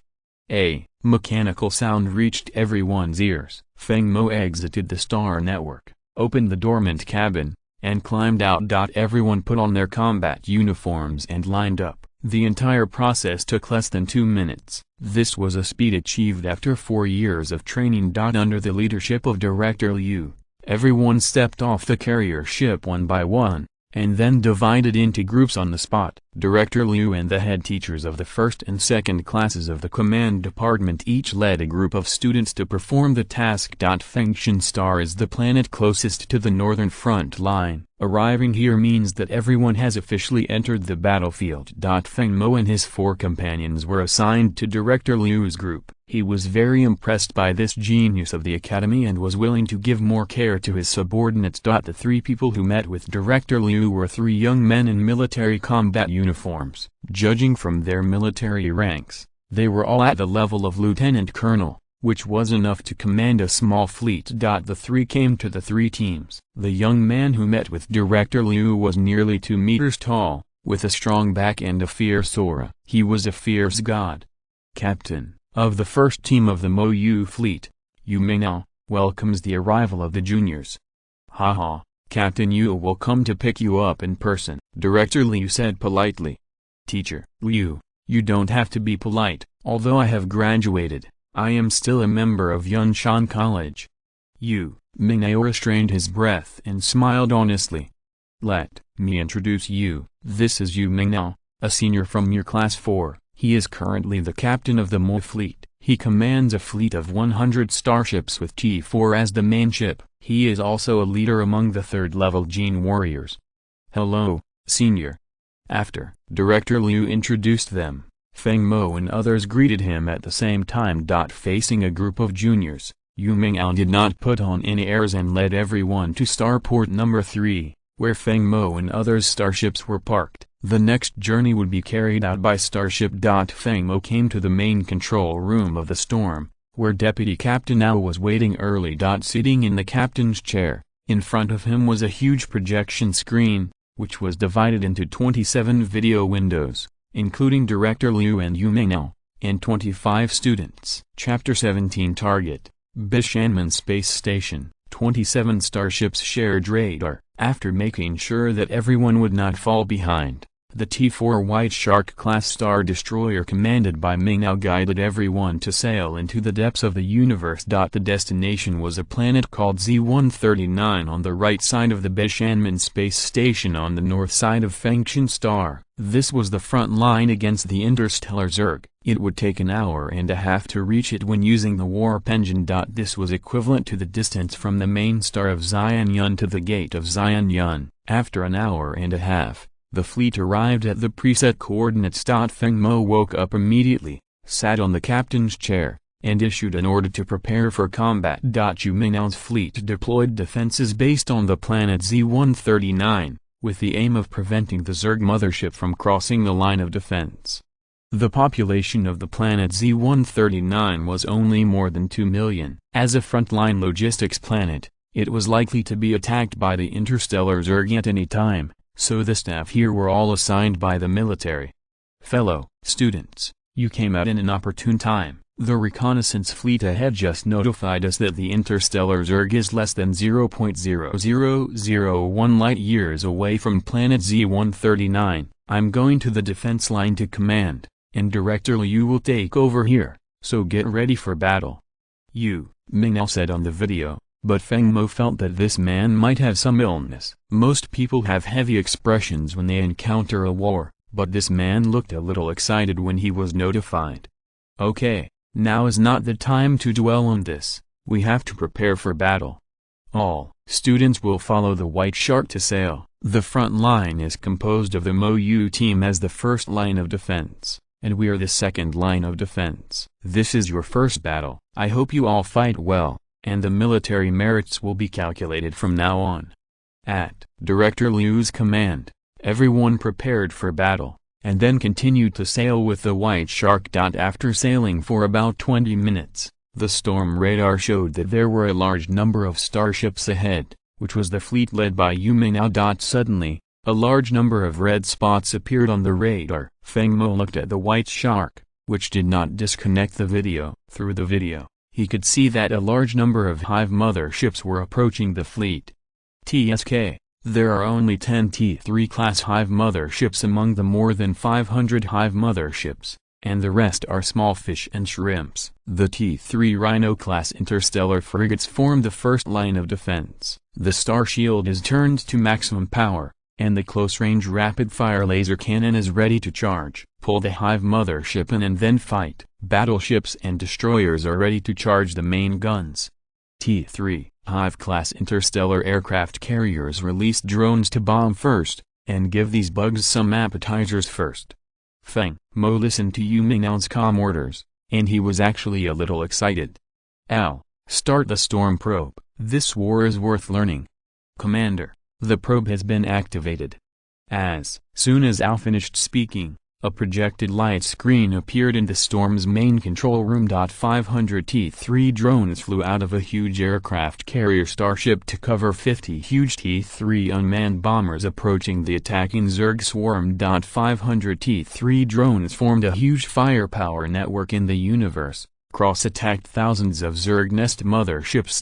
The 50 huge T3 unmanned bombers launched the shock missiles that had been prepared long ago, and flames flew everywhere for a while. With the firepower of 550 T3 drones pouring down, some low-level Zerg nest motherships were instantly blown to pieces. Feng Mo clenched his fists and said excitedly in his heart, "This is war." At the same time, the Zerg nest mothership was also fighting back, and a large number of green beams hit the drones and blew them up.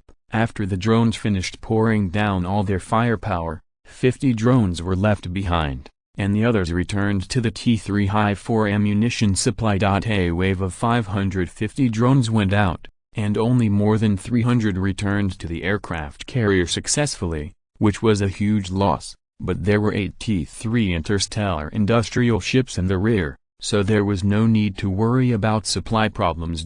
Feng Mo had learned about the interstellar Zerg systematically before, and Director Liu gave them a make-up lesson when they came, but seeing the interstellar Zerg's fighting method with their own eyes still gave people a shock. If the student has intensive phobia, then congratulations, you are not far from collapse. The general individuals of the Hive mothership are large and belong to the category of biological starships, but their mobility is average. They mainly use biological lasers, biological torpedoes and other combat weapons, and have no advantage compared with starships of the same level. However, their unique group structure gives them a unique fighting style, that is, they are not afraid of death. They can fight against you without hesitation. As long as the resources are sufficient, the mother nest can explode a large number of soldiers in a short period of time, which is very terrifying. In addition, in order to deal with the federal starships, the mother nest has developed interstellar Zerg such as self-explosion insects and corrosive insects, which can be attached to the Hive mothership. There are generally 1,000 self-explosion insects and 10,000 corrosive insects on a T1 Hive mothership. The explosive bug can survive in the universe for a short time, and its tail is similar to a propeller, which can self-destruct when it approaches the Federation starship. The corrosive bug is even more perverted. The mucus it sprays is similar to highly corrosive acid, which can corrode starships below T4. Its tail also has a propeller, similar to the Federation's drone. The Federation was caught off guard when it first encountered these two bugs, so it is not only the Federation's technology that is improving, but also its opponents'.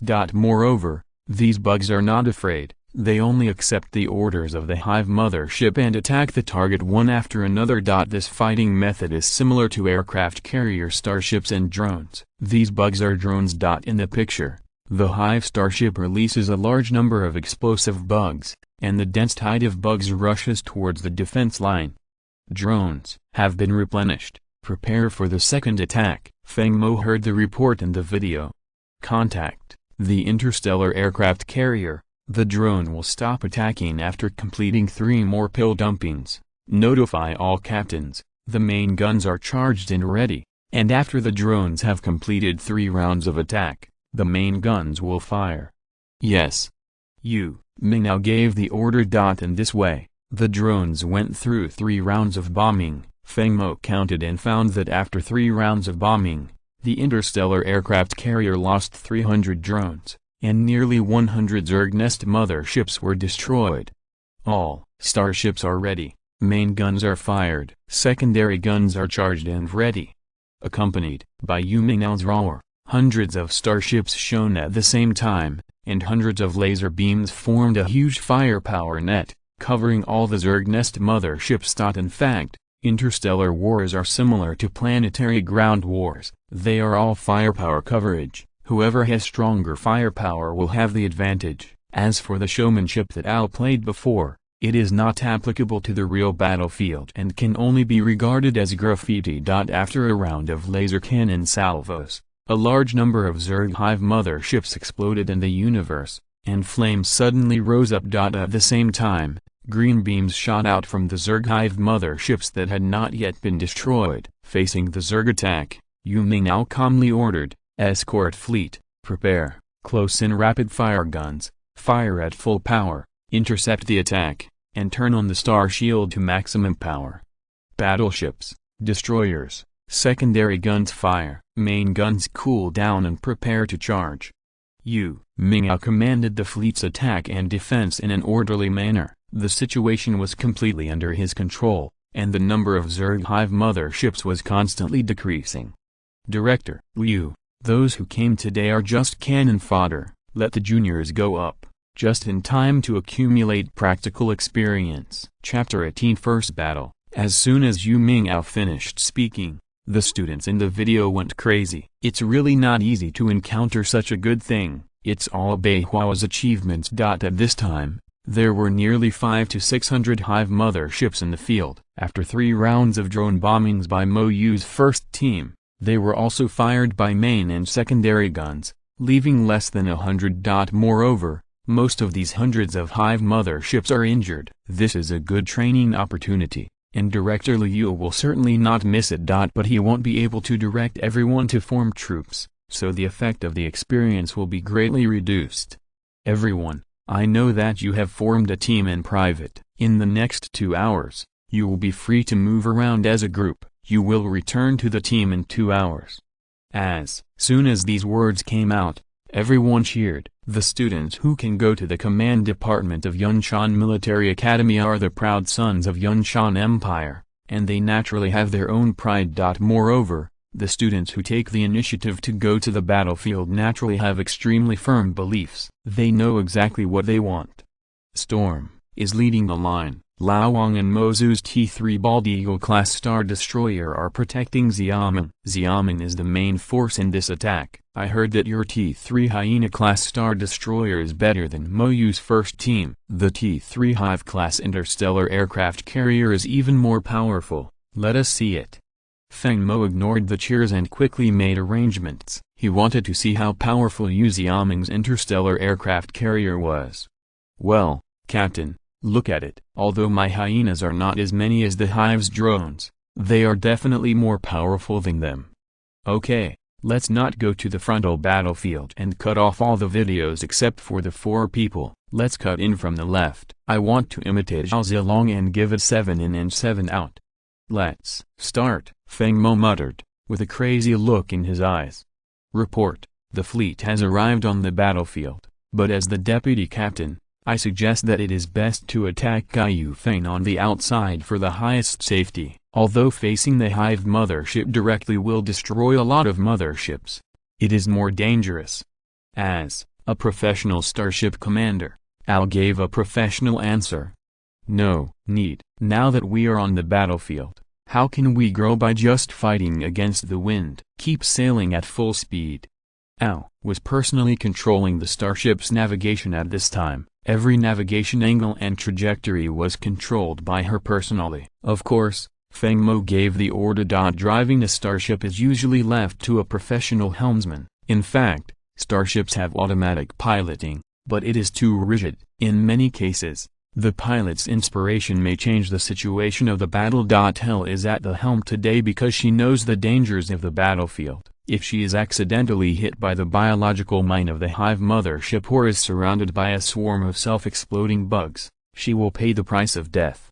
The Storm and the two T-3 bald eagles will activate the star shields to maximum power. The main guns of the three starships will be charged and ready. We will not launch them yet, let Xiamen perform first, Feng Mo commanded in an orderly manner. Okay, boss. Watch my performance. I saw hundreds of side gun doors of the T-3 Hyena-class interstellar aircraft carrier surrounded by three starships opened, and hundreds of T-3 Hyena-class interstellar unmanned bombers took off. Flight towards the nearest Hive mothership. When approaching the mothership, immediately use cannons and missiles to attack 5 motherships at the same time, blowing the baneling bugs and corrosive bugs on the surface of the attached mothership to pieces. At the same time, a stealth antimatter time bomb was left in place, and then all drones returned. The 5 Hive motherships that were attacked for no reason would certainly not miss the opportunity to counterattack. They chased the drones and simultaneously released biolaser cannons and plasma cannons. At this time, Feng Mo's fleet was still on the edge of the battlefield, and Xiamen used 100 drones to attract 5 insect nest motherships. Just as the Hive mothership was chasing after them, the invisible antimatter time bombs that had been installed detonated one by one, forming an annihilating black light that swallowed up the 3 Hive motherships. Well done, Xiamen, Feng Mo praised without hesitation. Guys, it's time for us to set up the main guns and hit them. As soon as Feng Mo finished speaking, 3 beams of light were aimed at the remaining 2 Hive motherships at the same time. 2 of the T-3 bald eagles laser cannons directly hit the side gun ports of the mothership. The Storm's 2600mm turbo laser main gun had a lucky bonus and directly blasted through the hull of the Hive mothership. The originally huge mothership was directly broken into 2 halves. It's still the boss who is in trouble, as expected. Giant cannons are romantic. I wish I had a 2600mm laser cannon. You, Xiamen said with a look of longing. Feng Mo shook his head after hearing this. But he didn't know that he was still envious of her for having such an interstellar aircraft carrier. This girl may not have a cute face, but she is capable of huge ships and cannons, and she is very special. Secondary too, this character is so lovable. 5 Hive motherships were scrapped one after another, and Feng Mo's small fleet caused a stir. Director Liu couldn't help but nodded when he looked at the pictures from the detector. He was indeed a genius that he paid attention to. At this time, on the entire battlefield, the interstellar Zerg could not attack for a long time, and gradually began to retreat. This scene happened to be noticed by Feng Mo. He would not give up the opportunity to beat the drowned dog, and quickly ordered, "The starships are sailing at top speed, outflank and intercept them." As mentioned before, the insect nest mothership is huge, but its speed is very slow. The opposite side is a group of T2-T1 insect nest motherships. Sailing at a speed of 160 stars, the fleet directly drew a semicircle on the outside, directly cutting off the retreat route of the Hive mothership from the front of the battlefield. The reason why the Storm was not allowed to sail at a speed of 200 stars was because it had to take care of Laowang and the others. At this time, after the students' bombardment, the number of Hive motherships decreased from nearly 100 to more than 70 when they retreated. On the other hand, Feng Mo only had 4 starships, which gave people a feeling of one man blocking the pass and 10,000 men unable to open it. At this moment, the bow of the Storm was facing the position of a T2 Hive mothership. The mothership seemed to have sensed the danger, and the biological plasma cannons were pouring towards the Storm like crazy. However, they were all intercepted by the close-range rapid-fire laser cannons on the Storm. Occasionally, the biological plasma cannons that failed to be intercepted could only hit the star shield and did not cause any damage to the ship. 3 laser cannons are ready to charge and fire directly after the charge is completed. No need to ask for instructions. Feng Mo gave the order. The 2 starships were not far apart. Under the aiming of the fire control radar, as long as they fired, there was no saying that they would not miss. Sure enough, 10 seconds later, the 3 giant cannons roared at the same time, and 3 beams directly hit the belly of the T2 Hive mothership. The huge explosion overturned the Hive mothership and split it into 3. Then the mothership exploded again, and countless pieces of meat were scattered in the universe. This hit the abdomen where the plasma is stored. "It's really good luck," Feng Mo laughed. At first, he thought his talent was a bit problematic, but he didn't expect it to be so useful in actual combat. Although he solved a T2 Hive mothership cleanly, the fleet was also surrounded. Of course, it can also be said that Feng Mo surrounded them. Facing more than 10 times the mothership, Feng Mo ordered calmly, "Speed up, hit it for me, we have star shields, but these bugs don't." Now is a good opportunity to make military merits. It depends on how many we can keep. Feng Mo is right, hit it, don't worry, even if it is damaged, the military will not repair it, I will reimburse you. The Mo family is so poor that only star coins are left, it's so exciting. When Mozu said this, Lao Wang felt depressed. This is my fiancé, a pure female man. Moreover, the star coins that this spendthrift woman mentioned are the universal currency of the Federation. Even many races in the universe use them universally, and the exchange rate with the imperial currency is 1 to 100. Chapter 19 Swimming Dragon. Remove the starship engine restrictions, continue to accelerate, and keep up with the storm sailing star speed.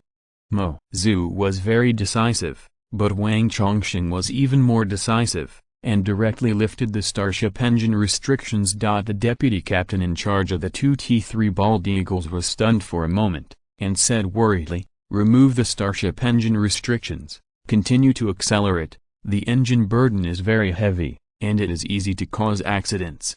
"This is an order, lift the restrictions," Wang Chongqing said seriously. "Yes, remove the starship engine restrictions, the starship continues to accelerate, the speed is 170,180,190 and Zhao Meng, needless to say, has already given the order to lift the starship engine restrictions, she is too active. Each starship engine has a speed limit setting, which is the best speed that the engine can withstand. At the best speed, the engine life can survive longer. Of course, this is not the peak speed. Once the speed limit setting is lifted and the best speed is restored, the engine load will increase, which will greatly reduce the engine life. This speed limit setting is password protected, so this order is usually issued by the commander or captain, and the deputy captain has no authority. Report: the engine is overloaded, the power system is overloaded, and the speed has reached the limit of 197 star knots.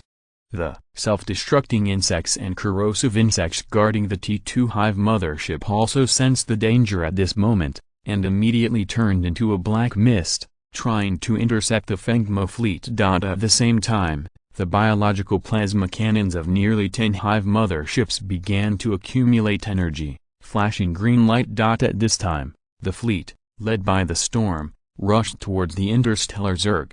From the perspective of Director Liu and Captain Yu Ming now. It was 4 starships that plunged into the swarm in a triangle, but because they were extremely fast, they were also protected by star shields. What would happen if high-speed moving objects collided with each other? The blood and flesh flew everywhere, which was the T2 Hive mothership. Feng Mo was bullying you because you were not at a high level and did not have the protection of star shields. But they were also uncomfortable, and at this time they experienced the feeling of being in the storm. In the main control room, you can hear continuous thumping sounds, and the ship under your feet is shaking. Report: the star shield energy is 52%, 44%, 36% left. The crew is constantly reporting the star shield energy loss. The fleet's main guns and secondary guns are ready, no need to aim, just fire straight ahead.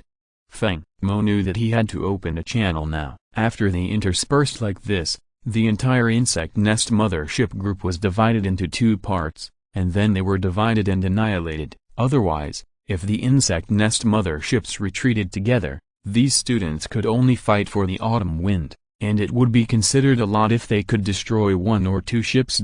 Although Feng Mo did this, he was a bit suspicious of being a good person. He made so much effort, and although he took the lion's share, his classmates followed behind and also got a lot of soup. But he didn't care about these. Since he was on the battlefield, he didn't have some small thoughts. The greater the ability, the greater the responsibility. Besides, he was just for military merit, and how to maximize military merit was what he wanted. At Feng Mo's command, 3 starships simultaneously emitted 8 huge beams, and at the same time, nearly 200 close-range rapid-fire guns on 4 starships roared wildly. 8 beams directly intercepted 3 Hive motherships, and then the fleet knocked away their wreckage. At this time, the energy of the storm's star shield was only in the single digits, and the star shield was on the verge of destruction. Finally, the scenery in front of me was bright, and the fleet broke through the darkness.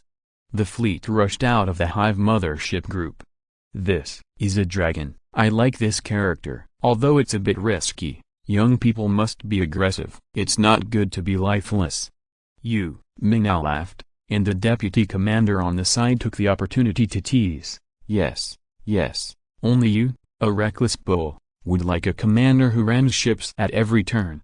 This made Ming now angry, and his eyes widened like copper bells. I still remember that this is an old nursery rhyme, which appeared during archaeology more than 1,000 years ago. Feng Mo had his own considerations for the collision. Don't forget that the Storm is a battleship. Its average armor strength is also in the top 2 among ships of the same level, and it may be slightly worse than the frigates that are hit by stacked armor. In addition, the bonus of up to 200 knots of star speed directly turns the Storm into an extremely fast shell. Under the terrifying impact force, the General T2 Hive mothership is simply vulnerable. At the same time, with the main and secondary guns of the other 3 starships plus the close-range rapid-fire laser guns firing continuously, it is normal to break out of the encirclement. It's a pity that the star shield energy has been completely used up, and several crew members were thrown away and fell heavily to the ground due to the collision. Fortunately, it was only a superficial injury,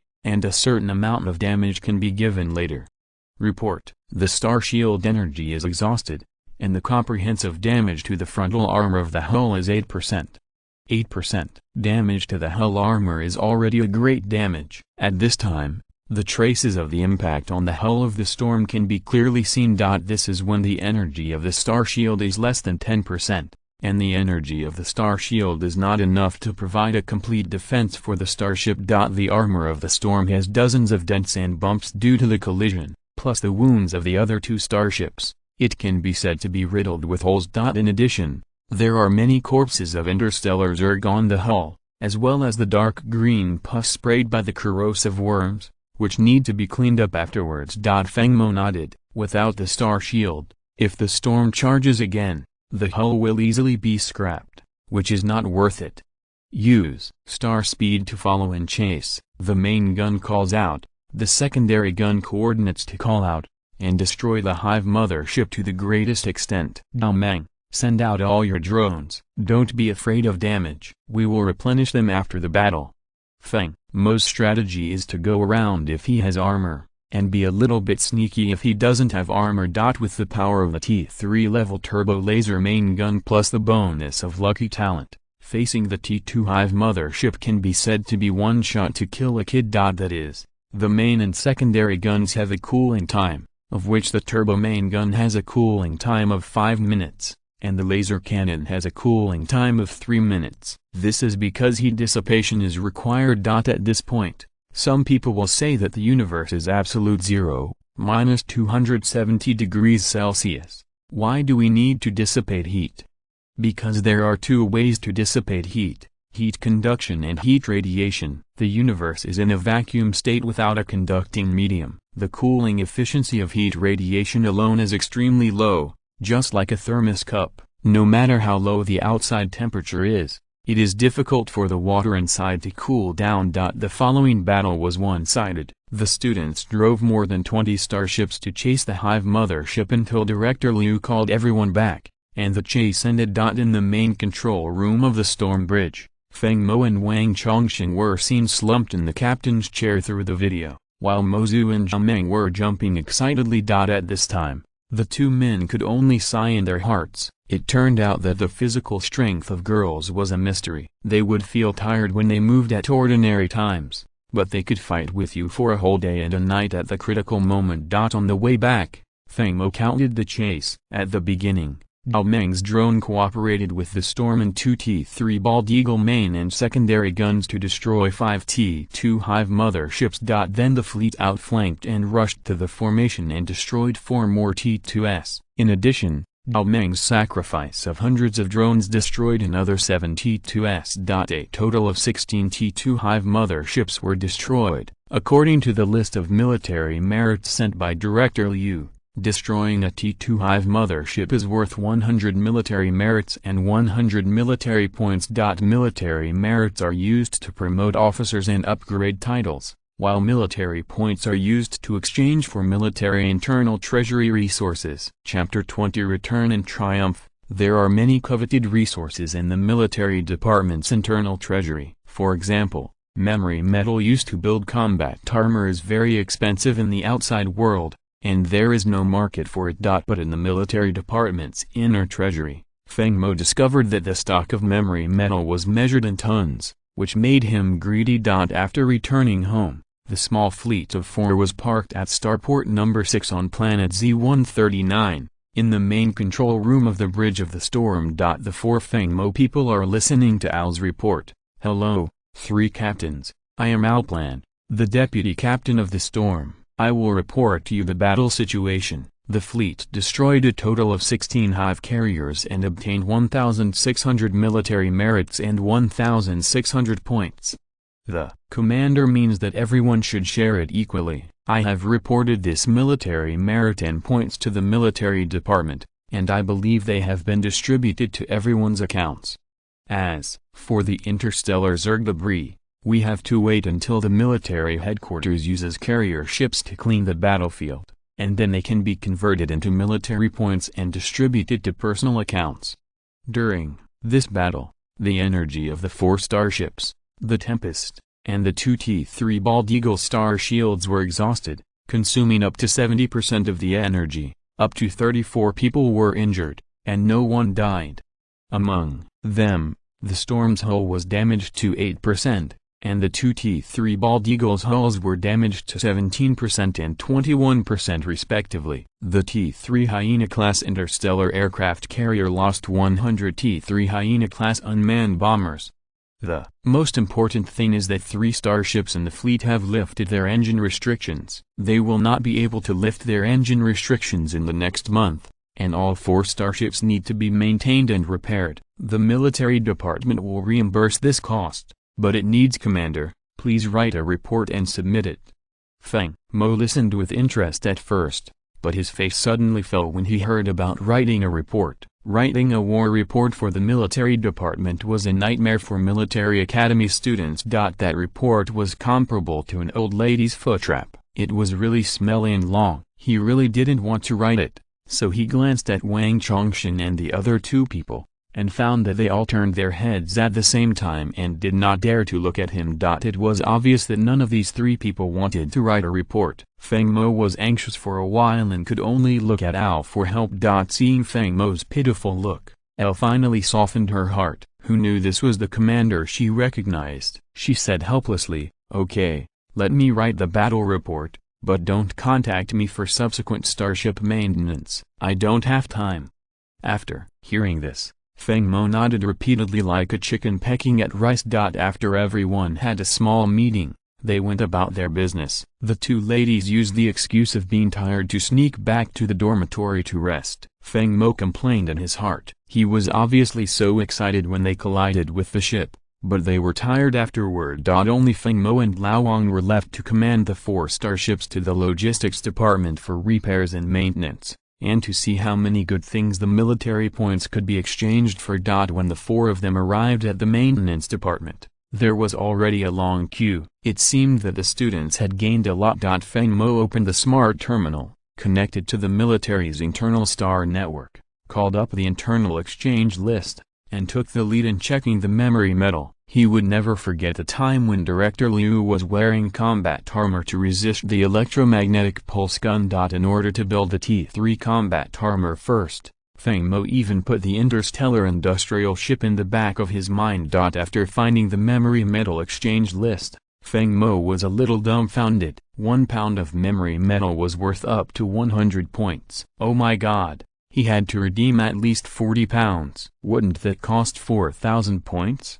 Feng Mo looked at his internal account of the military department again. He only had 670 points. This was the 270 points given by the Zerg wreckage military department. It was not enough. He was short of points. Very short. Hey, is this an escort mission? Feng Mo said, I really want to give you a chance. If you don't have points and military merit, you can study this mission carefully. Interstellar escort mission. Difficulty lower medium. Requirements: a fleet of 5 starships or above, need to have at least one T3 or above battleship or T3 interstellar aircraft carrier.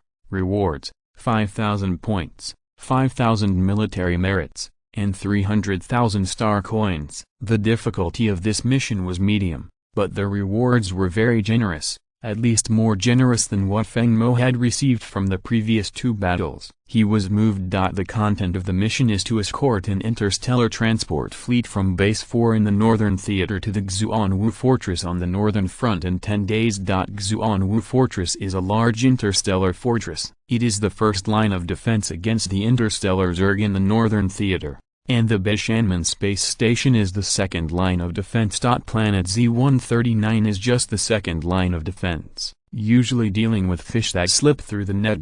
This mission lasts about half a month. It can carry out warp speed navigation in the early stage, but it will be necessary to carry out normal navigation after arriving at the Beishanmen space station, so it takes a long time. Moreover, the last section of the road may also face a sneak attack by the interstellar Zerg. In short, this mission is somewhat dangerous, but the problem is not a big one. During the march, after encountering battles, military merits and points will be obtained for destroying local motherships, and the maintenance and supplies required by the starships in the Northern Theater will be fully reimbursed. That's it. Feng Mo immediately called Lao Wang, Mozu and Zhameng. Lao Wang's video was quickly connected, but the other 2 women were a little slow. After all the videos were connected, the 2 women were seen lying comfortably on the soft big bed. Fruits, vegetables and red wine were placed on the bedside. A Star Wars movie was playing opposite them. The 2 women were eating and watching. It was so comfortable. Hey, you 2 are not particular. We men are working hard outside to repair and maintain starships, but you ladies are watching movies and drinking red wine at home. There is a huge gap. Lao Wang's wailing earned the 2 women a roll of their eyes. Feng Mo coughed lightly and said, let's get down to business. I saw a lucrative mission on the internal star network. I would like to ask your opinions next. After Feng Mo finished speaking, he described the mission and then looked at the 3 of them expectantly. Mozu thought for a moment and said, it's okay to accept the mission, but we only have 4 starships and 1 less to go. Do we want to recruit another classmate? It's just that it's not easy to find people now. Can Director Liu agree? Feng Mo had already prepared a plan for this and explained, I'll go talk to Director Liu and it should be fine. As for the T3 starship that's still missing, I'll take care of it. After listening to what Feng Mo said, Lao Wang seemed to have remembered something, so he said with some surprise, Mo, you don't want to build a temporary ship, do you? Feng Mo snapped his fingers and said, congratulations, you guessed it right. The fleet now has 1 battleship, 1 interstellar aircraft carrier, and 2 destroyers. I want to build 2 frigates. This will enrich the types of starships and provide better escorts, leaving behind those who are on their way. Time.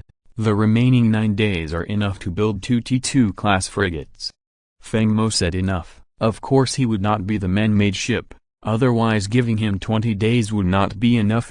He had thought that just to build the frigate, he could borrow people from the military department or the academy, as long as the core parts were built by himself. After seeing that all 3 of them had no objections, Feng Mo called Director Liu via video again and explained the situation to him. As expected, Director Liu had no objections either. He just told people to pay attention to safety and contact him if anything happened. He would arrive as soon as possible. After all, the purpose of the academy is to train students, not to restrain them. Everyone must be responsible for their own choices, and no one will stop you. After receiving the agreement, Feng Mo immediately took over the escort mission on the Star Network. He first entered the numbers of the 6 starships and applied for review 9 days later. Chapter 21 Shipbuilding and Departure. After the matter was settled, Feng Moxian and Lao Wang stored the starships in the logistics department. The repair and maintenance of the 4 starships would take a week. After delivering the starship, he took the speed car back to the temporary dormitory, opened the internal Star Network, and spent nearly $3 million in materials to build the T2 Black Bear. When the territory was building starships before, the construction price of a T2 Black Bear was about $1 million, and there were discounts for bulk purchases. However, the 2 T2 Black Bears he wants to build are made with added materials to enhance the thickness and strength of the outer armor of the hull, so they are more expensive. When Feng Mo was placing his order, the doorbell rang, and a projection screen appeared in front of Feng Mo. It was Lao Wang and the other 3. Little, why, open the door. After Feng Mo said hello, the door opened automatically. As soon as Lao Wang came in, he shouted loudly, "Mo, I'm here to discuss something with you, and I must agree." Feng Mo was a little curious about what Lao Wang said. Why did he have to agree to something? Could it be, "Mo, do you want your wife or not?" Feeling that there was too much drama in my heart, I said, "Whatever it is, just tell me." I went back with Mozu to discuss it, and asked Xiamen for her opinion. It's okay for the 4 of us to share the previous military merits and points equally, but we can't share the military merits and points for the next escort mission and the future. After Lao Wang finished speaking, he secretly glanced at Feng Mo's expression, found that he was not angry, coughed lightly and continued, "After discussion between the 3 of us, military merit and points will be divided into 5 parts in the future. You will take 2 parts, and each of the 3 of us will get 1, otherwise it will be unfair to you." After hearing this, Feng Mo asked a little funny, "That's it?" After seeing Lao Wang's honest nod, he continued, "Okay, I agreed. I happen to be in urgent need of military merit and points, so I won't be polite to you guys. I'll remember this time." In the next 8 days, Feng Mo took more than a dozen junior starship engineers borrowed from the military department, as well as hundreds of starship builders and hundreds of starship maintainers to start the construction of 2 T2 Black Bear class interstellar frigates. A bit exaggerated. But there was no way. At first, when Feng Mo asked Yu Mingao to borrow someone, he symbolically refused. Then Feng Mo found Director Liu and said that he would independently design and build the T3 starship. This was ruined. Yu Mingao immediately said to report it immediately, and then the military department suddenly sent so many people to observe and learn. Feng Mo didn't need to worry about the next shipbuilding at all. In just 2 days, the keels of the 2 interstellar frigates had been built. There was no such thing as welding in the interstellar era. They were all high alloy slime. Therefore, the speed of building starships is very fast. It is said that in some very large starship manufacturing plants, as long as the raw materials are sufficient, a batch of T3 starships alone can be built in 7 days, and a batch of at least thousands of ships can be built. This speed cannot meet the market demand. Many cost-effective starships are in short supply.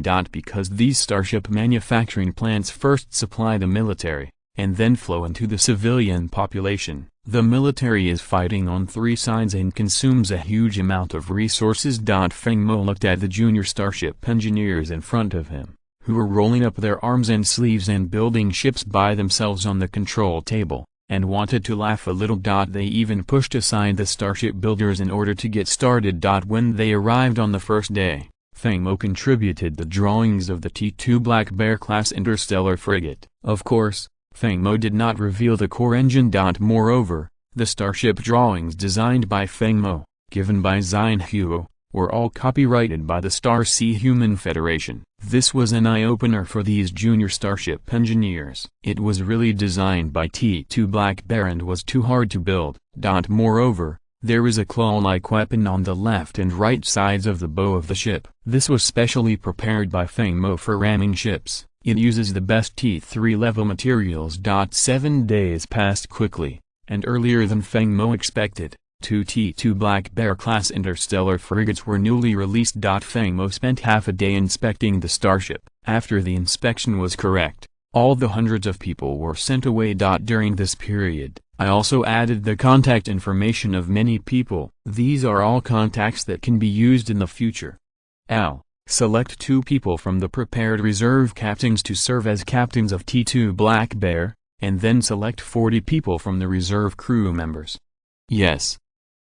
Responded and turned around to leave. Feng Mo first purchased 150 slaves from the slave market of the Star Network within the Academy. As a smart starship, the Storm actually only needs 100 crew members. Feng Mo used the extra 50 people as reserve crew members and regular crew members for rotation. Then he asked Al to conduct a special captain training class and select 5 talented reserve captains as a talent reserve. Nowadays, these preparatory captains have no shortage of theoretical knowledge, but what they lack is practical combat, so Feng Mo will give them this opportunity. On October 12th, the auditors of the escort mission came to the planet Z-139. Feng Mo led them to the starport. Feng Mo's fleet was very rich in ship types and highly capable of combat, so it passed the audit smoothly. On October 13th, 6 starships left planet Z-139 and headed for base number 4. Base number 4 is located in the Bath system of the Yunshan Empire. Mo Feng has to pass through 3 star gates along the way to reach the Bath system. The Bath galaxy is located in the northwest of the Star Sea Human Federation. It is the junction of the western and northern parts of the Federation. The most famous planet here is Chaos, but it has a bad reputation.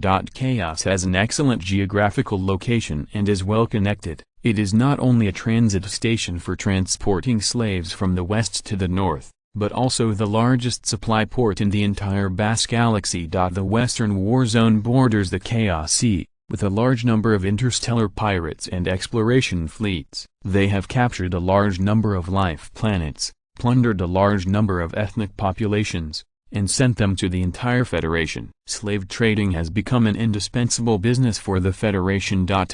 Yes, air was also sold here from the Western Chaos Sea. The corresponding Demon Galaxy is also quite famous in the Chaos Sea, and it is considered an alien galaxy with medium and upper strength. It just so happened that Feng Mo and others were going to base number 4, and they had to pass through Chaos, where they could recharge their energy, and then arrive at base number 4. It turned out that it was still very safe inside the Federation. The fleet started the warp engine all the way and finally arrived at Chaos in the Bass Galaxy after more than 7 hours. Then after the starship docked at the starport, Feng Mo saw a moment that he would never forget. This was a real interstellar battleship. The ship is 4.7 kilometers long, with a majestic lion head engraved on its bow. There are 300 main and secondary guns on the ship, and the diameter of any one of them is larger than the turbolaser main gun on the Storm. T5 Lion King class interstellar battleship. One of the 3 pillars of the Yunshan Empire, the main ship of the Lion King fleet. It is also the oldest T5 starship in the Yunshan Empire, with a service life of 322 years. Which has established the status of the Yunshan Empire as one of the 4 empires in the northern part of the Federation. This starship should be considered a meritorious battleship. Feng Mo had heard of the reputation of this starship a long time ago, but he could only see the model in the Star Network database, and suffered from not being able to see its real body. Now that he has seen it, he knows why it is said that everything below T5 is just a small fight. This is the Imperial weapon. If you are listening to this novel on a channel other than Fanfic World, it means they downloaded and uploaded it without effort. We cordially invite you to visit our channel, Mundo Fanfic Novelist. There you'll find the original version of this story and you can explore many other novels of various genres. We are waiting for you to immerse yourself in a world of incredible novels. Chapter 22 Slave Market. One day, I will also own multiple T5 starships. At this time, Feng Mo looked at the behemoth ship in the distance with eyes full of obsession. He even started fantasizing about owning multiple T5 starships. Lord, Commander, We have arrived at Chaos Starport. Feng Mo woke up from his fantasy after hearing Al's call. Vice Captain Al beside him saw for the first time that the commander looked like a crazy man, his eyes filled with endless desire. This was an expression she had never seen before, which made her laugh and feel a little frustrated at the same time. In front of this little man, she, Elplan, the royal family of the Succubus clan, was not as attractive as a starship. Let you and Mozu's vice captain do the replenishing of supplies and energy. Why don't we go to Chaos and visit the slave market? The other four people all agreed with Feng Mo's words. Since they came to Chaos, they would definitely go to the largest slave market in the north. It would be nice to enjoy some relaxation before the busy work. Okay, let's go to the slave market. Lao Wang happily agreed. After that, Lao Wang called down 20 personal guards from the starship, 10 men and 10 women. These were the bodyguards prepared by the family for him and Mozu. They were all third-level genetic warriors. A group of more than 20 people took the unmanned Fission Starport bus and headed to the surface building on the planet Chaos, the Chaos Market, also called the Slave Market. The planet Chaos is a living planet with a beautiful environment and very livable environment. The permanent population inside the planet is about 20 billion. There is a huge modern building complex in the south of the planet, the tallest of which is more than 300 stories tall. This is the headquarters of the slave market. As long as you have Yunshan coins, there is nothing you can't buy here. Of course, the T5 Lion King is not an option. Everyone walked into the building, and an elegant human lady came forward and said, "Welcome guests from afar to Chaos Building. Ninai will serve you next." After, the marketer named Ninai brought Feng Mo and others into a large conference room. She asked everyone to wait for a while she came. "Mo, look at our treatment. We have a luxuriously decorated large conference room and dedicated service." Feng Mo just rolled his eyes at this. Anyone who went shopping with 20 bodyguards would receive this treatment. Lao Wang even started to sneer. After a while, Ninai walked in with a group of human women wearing cheongsam. Each of them held a tray with various exquisite pastries and fruits on it. Then Ninai brought up a huge virtual screen, which recorded various slave information, and asked, "I wonder what race of slaves do these distinguished guests need?" Feng Mo first looked at Lao Wang and Mozu, and when he saw the two shaking their heads, he said, "Level 2 genetic warriors and above must be female, not ugly, and have the potential to serve as starship captains." After Feng Mo finished speaking, Ninai nodded, pulled up a page of information, all of which met the conditions Feng Mo said, and then asked, "Does your guest need help from Ninai to introduce you?" Watching Feng Mo shake his head, Ninai stopped talking, but stood dignifiedly, waiting for Feng Mo's instructions. Feng Mo briefly browsed the information. This is indeed the largest slave trading market in the north. The information is very comprehensive and there are many types. Feng Mo saw interstellar dwarves, elves, orcs, mechanical tribe, Trian tribe, etc. in the list. It can be said that there is everything you need, only you can't think of it, and there is nothing you can't find. After roughly browsing a few pages, Feng Mo checked 2 slaves and then looked through their information. The first one is an elf, a prisoner of war, a second-level genetic warrior, who once served as the captain of the Elf Kingdom's 3rd Fleet. Not to mention her appearance. She is 1.7 meters tall, but her figure is not as good as Al's. Her name is too long to remember, so the slave market named her Huakin. The second one is the dwarves, an interstellar wandering race, captured by the exploration fleet in the Chaos Star Sea. They are second-level genetic warriors who have rich experience in designing and building starships and are rare starship engineers. She has a lily appearance, twin tails, and is only 1.3 meters tall. As for her figure, the tablet is talking about her. The name given to her by the slave market is Alyssa. The 2 slaves are adults, 33 and 49 years old respectively. Of course, they are not as old as Al, who is already over 100 years old. However, comparing their lifespans, the first 2 are still young, while Al has just reached young adulthood. That's it for these 2. How much do they cost? Ninai first locked the 2 slaves on the terminal, and then said, "Hello dear guest, Hawkins' quotation is 1.3 million Yunshan coins. As for Alyssa, she is a special talent, so it is more expensive, 3 million Yunshan coins. After hearing this, Feng Mo secretly calculated that although this place is known as the slave capital, the slave race has all the functions, but it is a bit expensive. But after all, it is talent, and the more expensive it is, the more expensive it is. Okay, it's settled. I'm going to take him away now.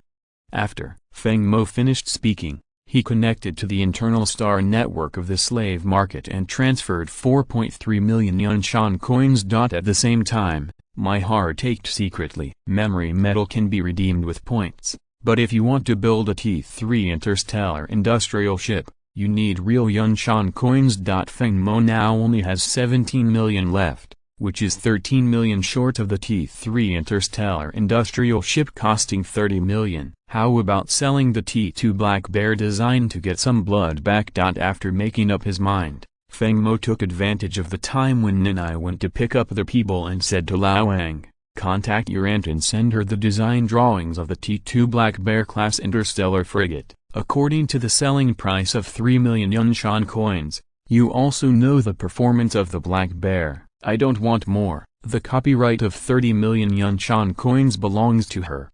But the aunt must give me an authorization to allow the fleet to continue to build the T2 Black Bear. Don't worry, there will be no commercial activities." When Lao Wang heard this, he laughed. He had heard that the T2 Zebra-class star destroyer that Feng Mo provided to his aunt last time sold very well and all the costs had been recovered. And when his aunt was happy, she not only praised him in front of Wang Chongqing's parents, but also privately rewarded him with 10 million Yunshan coins, which was called an introduction fee. This time Feng Mo sold the T2 Black Bear to his aunt again, and he could earn another introduction fee. Making money can't be delayed. Lao Wang immediately called his aunt on video, and the two of them discussed it for a few words and settled the matter. Then wait for Feng Mo to sign the contract, and 30 million Yunshan coins will be directly received the account. The industrial ship is available.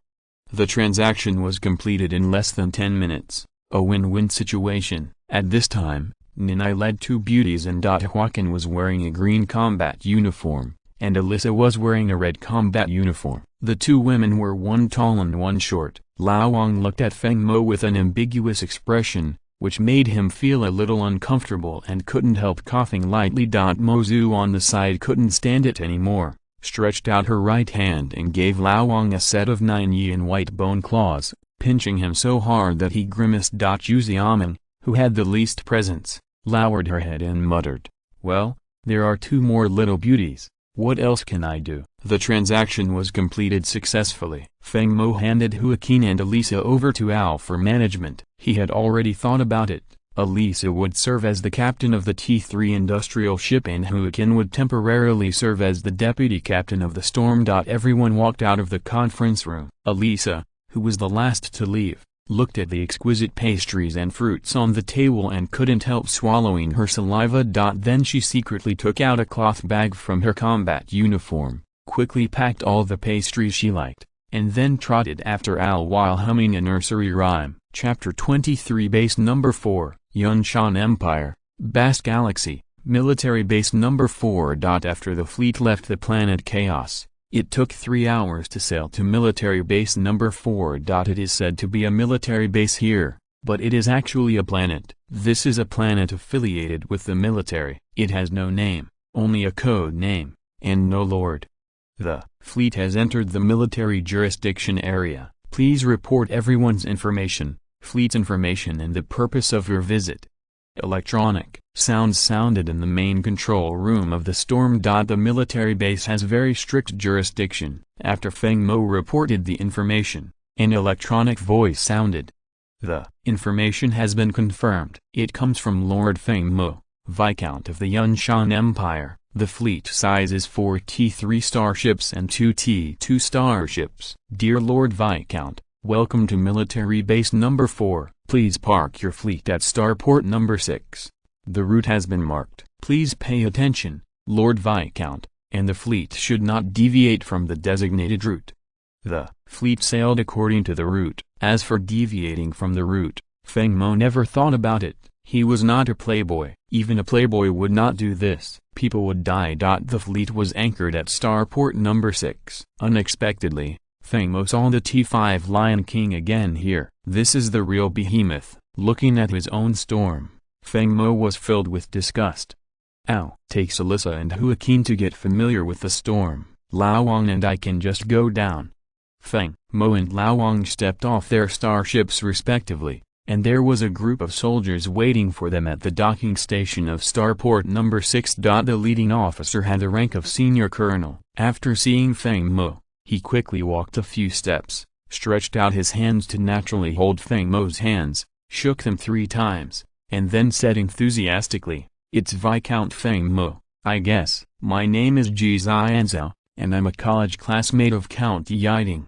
Feng Mo was suddenly surprised. He didn't expect to meet his father's college classmate here. Before his father and mother left for chaotic Star Sea, they left a lot of connections for Feng Mo and told him not to disturb them too much unless it was important. These connections were made by my parents over the years, as well as those left by the older generation, and some of them were funded by the Feng family. This is the heritage of the older generation of nobles. Even though the Feng family has a small territory and a weak fleet, most people don't dare to touch Feng Mo at all, otherwise some people will go crazy. Even if some of them go crazy for friendship, some to repay a favor, and some for reputation, it is human nature to judge their deeds regardless of their heart.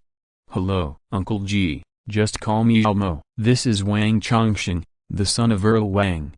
After hearing this, Ji Xianzhao nodded reservedly to Wang Chongsheng. It was obvious that he and the Wang family were not on the same side, otherwise he would not have this attitude. Seeing this, Feng Mo quickly relaxed the atmosphere and said, "Uncle Ji, my father once told me about you, saying that he only admired 2 people in the military, one was you and the other was Uncle Gu." Feng Mo's Uncle Gu was his father's best friend during his lifetime and had taken care of Feng Mo. When Feng Mo first started school, Uncle Gu sent him to school. At that time, Uncle Gu had the rank of Major General. No one doesn't like to hear good things. It's obvious that Feng Mo has scratched Ji Xianzhao's itch by considering Ji Xianzhao and Uncle Gu the same. Ji Xianzhao laughed first, then waved his hands pretending to be reserved and said, "Don't dare. Don't dare, I can't be compared with Lieutenant General Gu." Although he said he didn't dare, the eyes he looked at Feng Mo became gentler. "No, Mo, I know why you are here. Uncle Ji came to pick you up specially. Come with me. There are some changes in this mission that I want to tell you." After saying that, he led Feng Mo and Lao Wang to the conference room. At this time, there were 3 people sitting in the conference room. 2 men and 1 woman. The leading middle-aged man is short and looks a bit wretched. On the left is a tall, bald young man with a fierce appearance, and on the right is a charming woman with a tear mark on her face. After the 3 people saw Ji Xianzhao, they stood up quickly and looked very restrained. "Sit down, everyone, take a seat." Due to the temporary addition of 3 interstellar carrier ships for this escort mission, the original 1 fleet escort has been changed to 2. Don't worry, everyone, the reward remains unchanged. Now let's talk about the content of the escort mission. The transport fleet will set off at 8 a.m. on October 15th. Your task is to ensure that the transport fleet reaches the Xuanwu interstellar fortress smoothly. There is still 1.5 days of repair time before the 15th. If you need any supplies, you can purchase them at the base. The prices are the same as outside. The last sentence, I just want the result. Escort the transport fleet to successfully arrive at Xuanwu Fortress. After finishing speaking, he came to Feng Mo and said with a kind expression, "Mo, Uncle still has something to do, so take the first step. If you have anything to do in the Bass Galaxy in the future, you can contact Uncle." After Ji Xianzhao finished speaking, he nodded and turned to leave. At this time, the expressions of the 2 men and 1 woman opposite Feng Mo changed instantly. Shocked expressions appeared in their eyes. Then they looked at Feng Mo and Feng Mo seriously. After Ji Xianzhao walked out of the conference room, the middle-aged man in the lead said with a flattering expression, "Hello, let me introduce myself. My name is Kui Xiao, and I am the commander of the Fire Leopard fleet. The fleet has 7 T-2 starships and 3 T-3 starships. Of course, the next escort mission will be dominated by my brother, so we will just follow the orders." Feng Mo nodded at this. With Ji Xianzhao's obvious protection, Feng Mo didn't need to think about some nonsense. Without these things, the escort mission would be much simpler. "Hello, Commander Kui." "Feng Mo, Fleet Commander. The fleet has 4 T-3 starships and 2 T-2 starships. I hope the two fleets can work together for the next escort mission." "Absolutely." Kui Xiao stood up and bent over, nodding. Feng Mo smiled and nodded after hearing this. "Then let's go back and repair first, Commander Kui. See you in the morning." After Feng Mo finished speaking, he led Lao Wang out of the conference room. "Boss, Kui, this looks like a young boy who just came out for training. You gave them the command. What should you do if something happens during the escort?" The woman next to Kui Xiao put her hand on Kui Xiao's thigh and said coquettishly, her voice full of charm. Ji Xianzhao didn't dare to be arrogant with her just now. "What, do you know? Although he may look like a young boy, but with Colonel Ji in the background, he looks like an aristocratic young man coming to practice. Such young masters have experienced deputy captains around them, so there is no need to worry." The charming woman nodded after hearing this, and moved her little hand upward. Kui Xiao took a deep breath, hissed, and then pulled the charming woman up and quickly returned to the starship. The bald man on the side saw this and let out an evil laugh and followed them, behind the person. After Feng and Mo returned to the storm, they called everyone for a short meeting. Feng Mo first projected the information given by Ji Xianzhao on the screen. "This is the information given by Uncle Ji. It contains detailed information and mission information of the Fire Leopard fleet. For this escort mission, the carrier fleet has been increased from the original 5 carrier ships to 8 carrier ships. So, this escort mission will include an additional fleet to escort together. Of course, the rewards will remain unchanged." Let's talk about the Fire Leopard fleet. There are 10 starships in the team, 7 T-2 and 3 T-3. Among them are 7 T-2 Beetle-class star frigates, 2 T-3 Grey Wolf-class star destroyers, and 1 T-3 Cheetah-class star battleship. These are standard starships for ordinary fleets. Among them, T-3 Grey Wolf and T-3 Cheetah are starships famous for their extreme speed. Plus our fleet, in terms of scale, there is not much problem with this escort. Chapter 24 Escort, October 15th. A transport fleet consisting of 7 3-kilometer-long T-3 class interstellar transport ships set out from base number 4 and sailed towards the vast Stargate. There were 2 fleets of 16 starships escorting them, among which the T-3 aircraft carrier starship was arranged in the middle position. The remaining 2 T-3 battleships, one in the front row and one in the back row, were guarded by 2 T-3 destroyers respectively, and the remaining 9 frigates surrounded the entire fleet. Taiwan Novel Network.com. This is the escort route. Because the fleet is a mix of T-3 and T-2, we can only start the secondary warp engine uniformly and share the radar to enter the intelligent same frequency warp navigation. It is expected to carry out 3 warp navigations in 3 days. This time we will cross 3 star systems to reach the front line, and then start normal navigation. It is expected to arrive at Beishanmen Space Station in 3 days and arrive at Xuanwu Fortress in 6 days. This section of the road is the most difficult and the most dangerous. Finally, we will arrive at Xuanwu Interstellar Fortress on October 27th. This is the navigation plan for this time. Is there anything that needs to be modified? After speaking, I looked around and saw that no one spoke, and continued, "Well, since there is no place to modify, we will proceed according to the plan for the time being. Huakin, notify the fleet to share the radar and enter the intelligent same frequency warp navigation in 10 minutes. Okay, Captain." As for the shared radar to enter the intelligent same frequency warp navigation, this is an auxiliary mode of the fleet. After use, the entire fleet is like a starship, sharing the radar of the battleships of the entire fleet. At the same time, the same state enters warp navigation, and when it arrives at the destination, it will exit warp navigation in the same state. This mode has many advantages, such as maintaining the fleet formation, the state of the battle formation, emergency response, etc. The 23 starships sailed at warp speed for half a day every day in the first 3 days, and then stopped at the starport to rest for half a day. On the 4th day, they successfully arrived at Fengshan Star, the main star of the Fengshan Galaxy. After arriving here, you can no longer enter warp navigation. The journey from Bishanman Space Station to Xuanwu Interstellar Fortress is full of warp jammers. This jammer can stretch the space to a certain extent,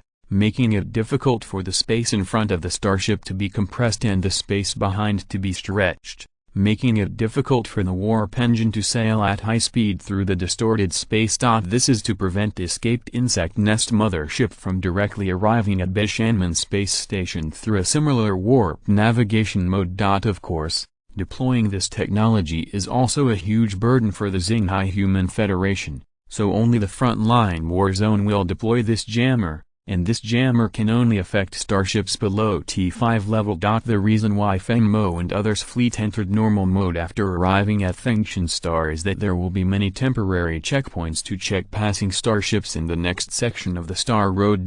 Before, they were accompanied by people from the Mo fleet, so they did not go through the inspection. Now they are on an escort mission, and it is necessary to be checked. In the next 3 days of normal sailing time, the fleet was checked 3 times in total and officially entered the Bishanman Space Station. This is the second line of defense against interstellar Zerg. After arriving at the space station, Feng Mo could clearly feel that the inspection was more intense. After resting for half a day at the space station, the fleet officially set sail and entered the last 6 days of sailing. Everything was normal in the previous 6 days of sailing, and I hope the next journey will be normal. But things did not go as planned. On the 3rd day of the fleet's sailing, a burst of alarms sounded in the main control rooms of various starships.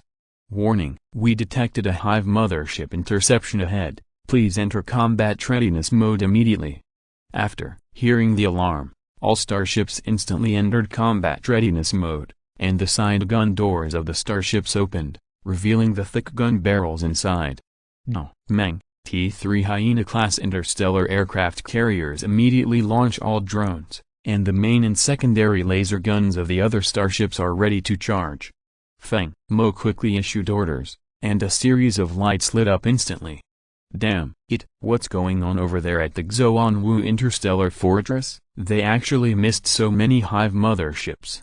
In the command network video, Boss Kui cursed. Let all frigates scatter and scout. The charming woman no longer lived up to her previous charm, and said a little panicked. No need, they have already appeared on the radar. Judging from their biological energy information, there are a total of 17 T3 Hive motherships. We need to conduct an interstellar battle and cannot let the Hive motherships get close to the carrier. Now, I will assign tasks. Meng, your interstellar aircraft carrier plus 9 T2 class interstellar frigates will form a team to intercept the opponent's 12 Hive motherships in a fish-scale formation. Just hold them back. Boss Kui, 2 T3 battleships each with 2 T3 destroyers will form a 2.3 team, responsible for concentrating fire to destroy the remaining 5 Hive motherships. U2 and I3, remember to be quick. Meng and the others can't hold back for too long. Feng Mo said in a deep voice. As soon as he finished speaking, the charming woman was about to say something but was interrupted by Boss Kui. Don't worry, I'll take care of the 2 T3 Hive motherships. Meng said excitedly.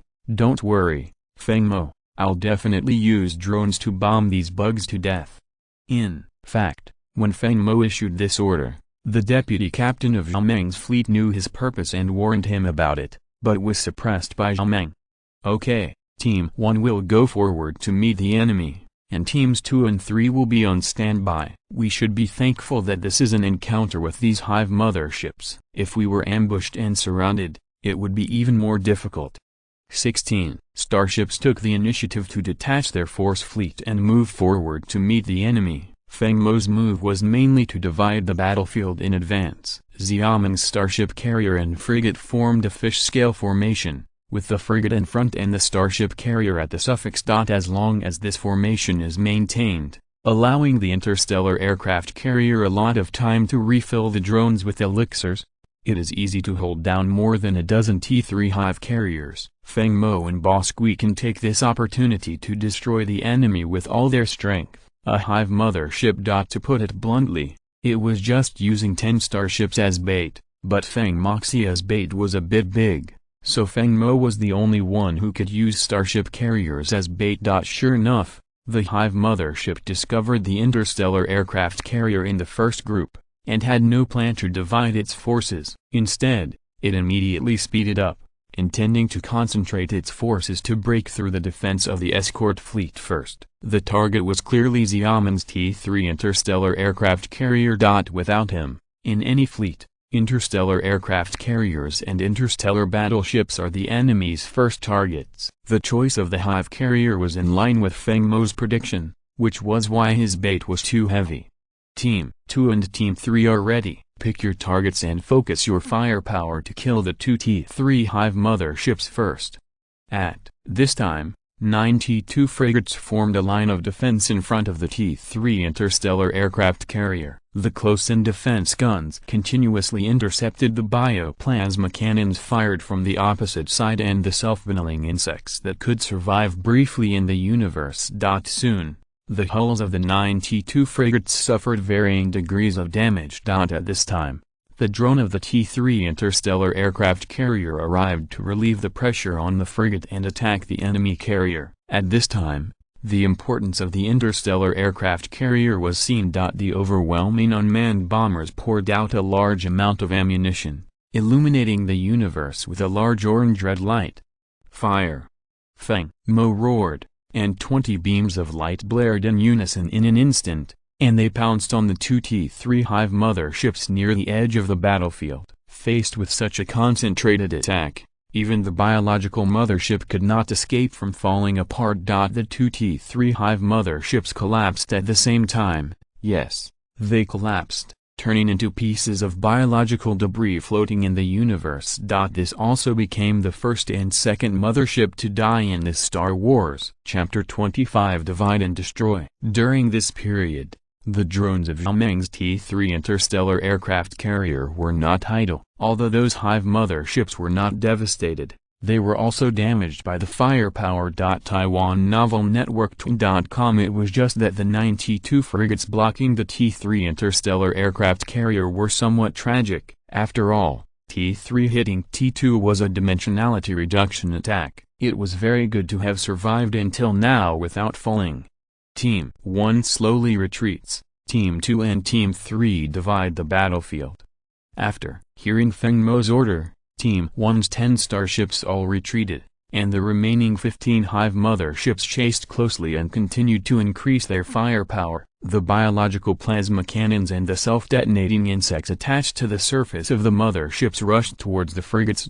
Finally, a frigate under Bosqui couldn't hold on. The armor of the hull was continuously damaged, and the hull was seriously damaged, and it was directly grounded. The price of lying down is that all the crew members inside the starship are eaten by the interstellar Zerg, and no one survives. Anyone who has experienced the Star Wars knows that this is not a joke, but it will really kill people. There is no example of our starship not being lost without completely annihilating the enemy, especially when the opponent is one level higher than the frigate. The tactics formulated by Feng Mo are the best that can be thought of in a short period of time. If there are casualties, there is nothing to do. It can only be blamed on the strength of the starship and the captain's command ability. The external armor of the 2 T2 Black Bears under Feng Mo's command was also damaged in a large area.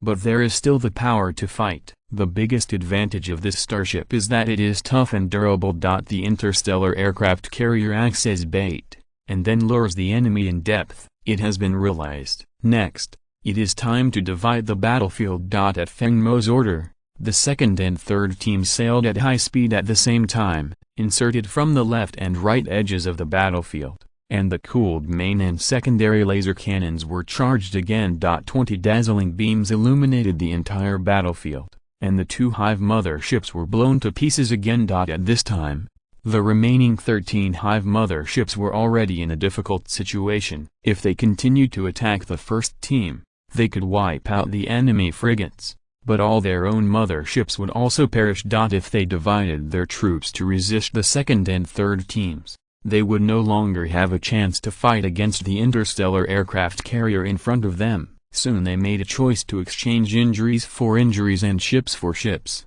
The 13 Hive motherships continued to attack the first team, and they looked like they were going to tear Zhao Meng's T-3 interstellar aircraft carrier into pieces. Team 1 continues to retreat. Zhao Meng, recall all the manpower at once, release them all after loading ammunition, and then turn on the star shield to the maximum power, and the starship will sail at high speed, and run with these bugs. Feng Mo commanded calmly, as if he had turned a blind eye to the fact that 2 more frigates were beaten down by the fierce attack of the Hive mothership just now. The superiors are all cold-blooded, this is normal. Even Lao Wang, Mozu and Zhao Meng don't think there is anything wrong with sacrificing frigates. Got it. Drive quickly, let Feng Mo see my drifting skills.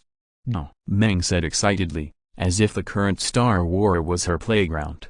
Sisters, Mello, it's your turn to perform. Show the true strength of the T2 Black Bear. T2, Black Bear class interstellar frigates. These 2 starships in the fleet were specially made by Feng Mo, and the materials used for their hull armor and the 2 huge claws on the bow are also the best in T3, for which Feng Mo paid twice the construction cost. Yes, remove the starship engine restrictions and enter the extreme speed mode. Sister, Mello ordered at the same time, and the 2 T2 Black Bears, like real black bears about to hunt, pounced on a T3 Hive mothership with their teeth and claws. Under the inertia of extreme speed, the 2 huge claws on the bows of the 2 T2 Black Bears directly pierced into the hull of the T3 Hive mothership. Then the engines of the 2 T2 Black Bears roared in overload, pushing the Hive mothership out of the battlefield, and the cracks spread by the collision on the Hive mothership became larger and larger. At the same time, the close-range rapid-fire laser guns of the 2 T2 Black Bears roared wildly, directly hitting the barrels and bursting them red and hot. The cracks gradually spread to the entire hull, and the Hive mothership was completely scrapped. When the 2 T2 Black Bears left the hull of the Hive mothership, the 2 starships could no longer be seen in their original appearance. The overloaded engines and the damage caused by the collision made the Black Bears completely without combat power, and they could only leave the battlefield tremblingly. And the scrapped T3 Hive mothership was the glorious record of the 2 Black Bears. Feng Mo saw it with his eyes and felt distressed in his heart. After all, this was his own starship, but he didn't need to worry about the maintenance costs, which made him feel a little relieved. As long as the crew members were not dead, it was a success. After the T2 Black Bear left the stage, Zhao Meng's T3 interstellar aircraft carrier also began to show its power, circling with 12 Hive motherships. Occasionally, a plasma cannon would be blocked by the star shield, and only ripples would appear. The hundreds of drones sent by Zhao Meng chased after the Hive mothership and bombed it endlessly. Whenever the ammunition on the drone was exhausted, Zhao Meng would directly let it crash into the Hive mothership. This suicidal behavior caused 2 T3 Hive motherships to be grounded for the season. Feng Mo looked at the star shield of the T3 interstellar aircraft carrier thoughtfully, and Al on the side also saw the clues and became curious about Zhao Meng's identity. A T3 interstellar aircraft carrier was equipped with a T4 level star shield, which was the top level of life-saving. This modified starship is generally suitable for children from large families. Lao Wang did not have this treatment. After recognizing the T4 level star shield, Feng Mo was completely relieved. Just as the main and secondary guns of the second and third teams had cooled down, the third round of salvos began. Another 2 Zerg motherships were torn apart. This dense group of laser guns would directly destroy any Zerg mothership they hit. The Zerg motherships were at a natural disadvantage when fighting against the starships of the Human Federation. They relied on numbers to win because the Zerg motherships, as biological starships, had no star shields. They only had biological positions, but these positions could withstand the secondary guns of the T-3 destroyers, but not the main guns of the T-3 battleships. So as long as the numbers were equal, the battleships of the Human Federation would win in a 1v1 situation with the Zerg motherships. Haha, it's great, it's really great to fight with the commander. At this time, Bosqui's face flushed, as if he was drunk. The military's reward for destroying so many Zerg motherships at one time was very generous, enough for him to raise another fleet. The remaining 8 Zerg motherships did not last too long. They lay down under the concentrated fire of everyone, and then they cleaned up the battlefield. Half a day later, the battlefield was cleaned up. Al stood behind Feng Mo and reported to the captains in the video, "We won a great victory in this Star War, destroying 17 T-3 Hive motherships." The video has been uploaded to the military. The military replied that the rewards will be issued after the fleet arrives at the Xuanwu fortress. In this Star War, the fleet lost a total of 4 T-2 interstellar frigates, including all the crew members. Captain Kui is responsible for collecting the wreckage of the starship. The remaining 5 T-2 class interstellar frigates have different damages, among which the 2 T-2 Black Bears are the most seriously damaged and are already in a semi-scrapped state. They are towed by the Storm with a tractor beam, and all the crew members are transferred to the Storm. I have uploaded the specific damage data of each ship to the internal network. Captains can check it at any time. Report completed. End of this chapter. Thank you very much for reaching the end. Don't forget to like. Looking for more exclusive content and immediate access? Subscribe to our Patreon. Remember, every like, subscription, or donation encourages us to continue. Thanks to everyone. See you in the next video.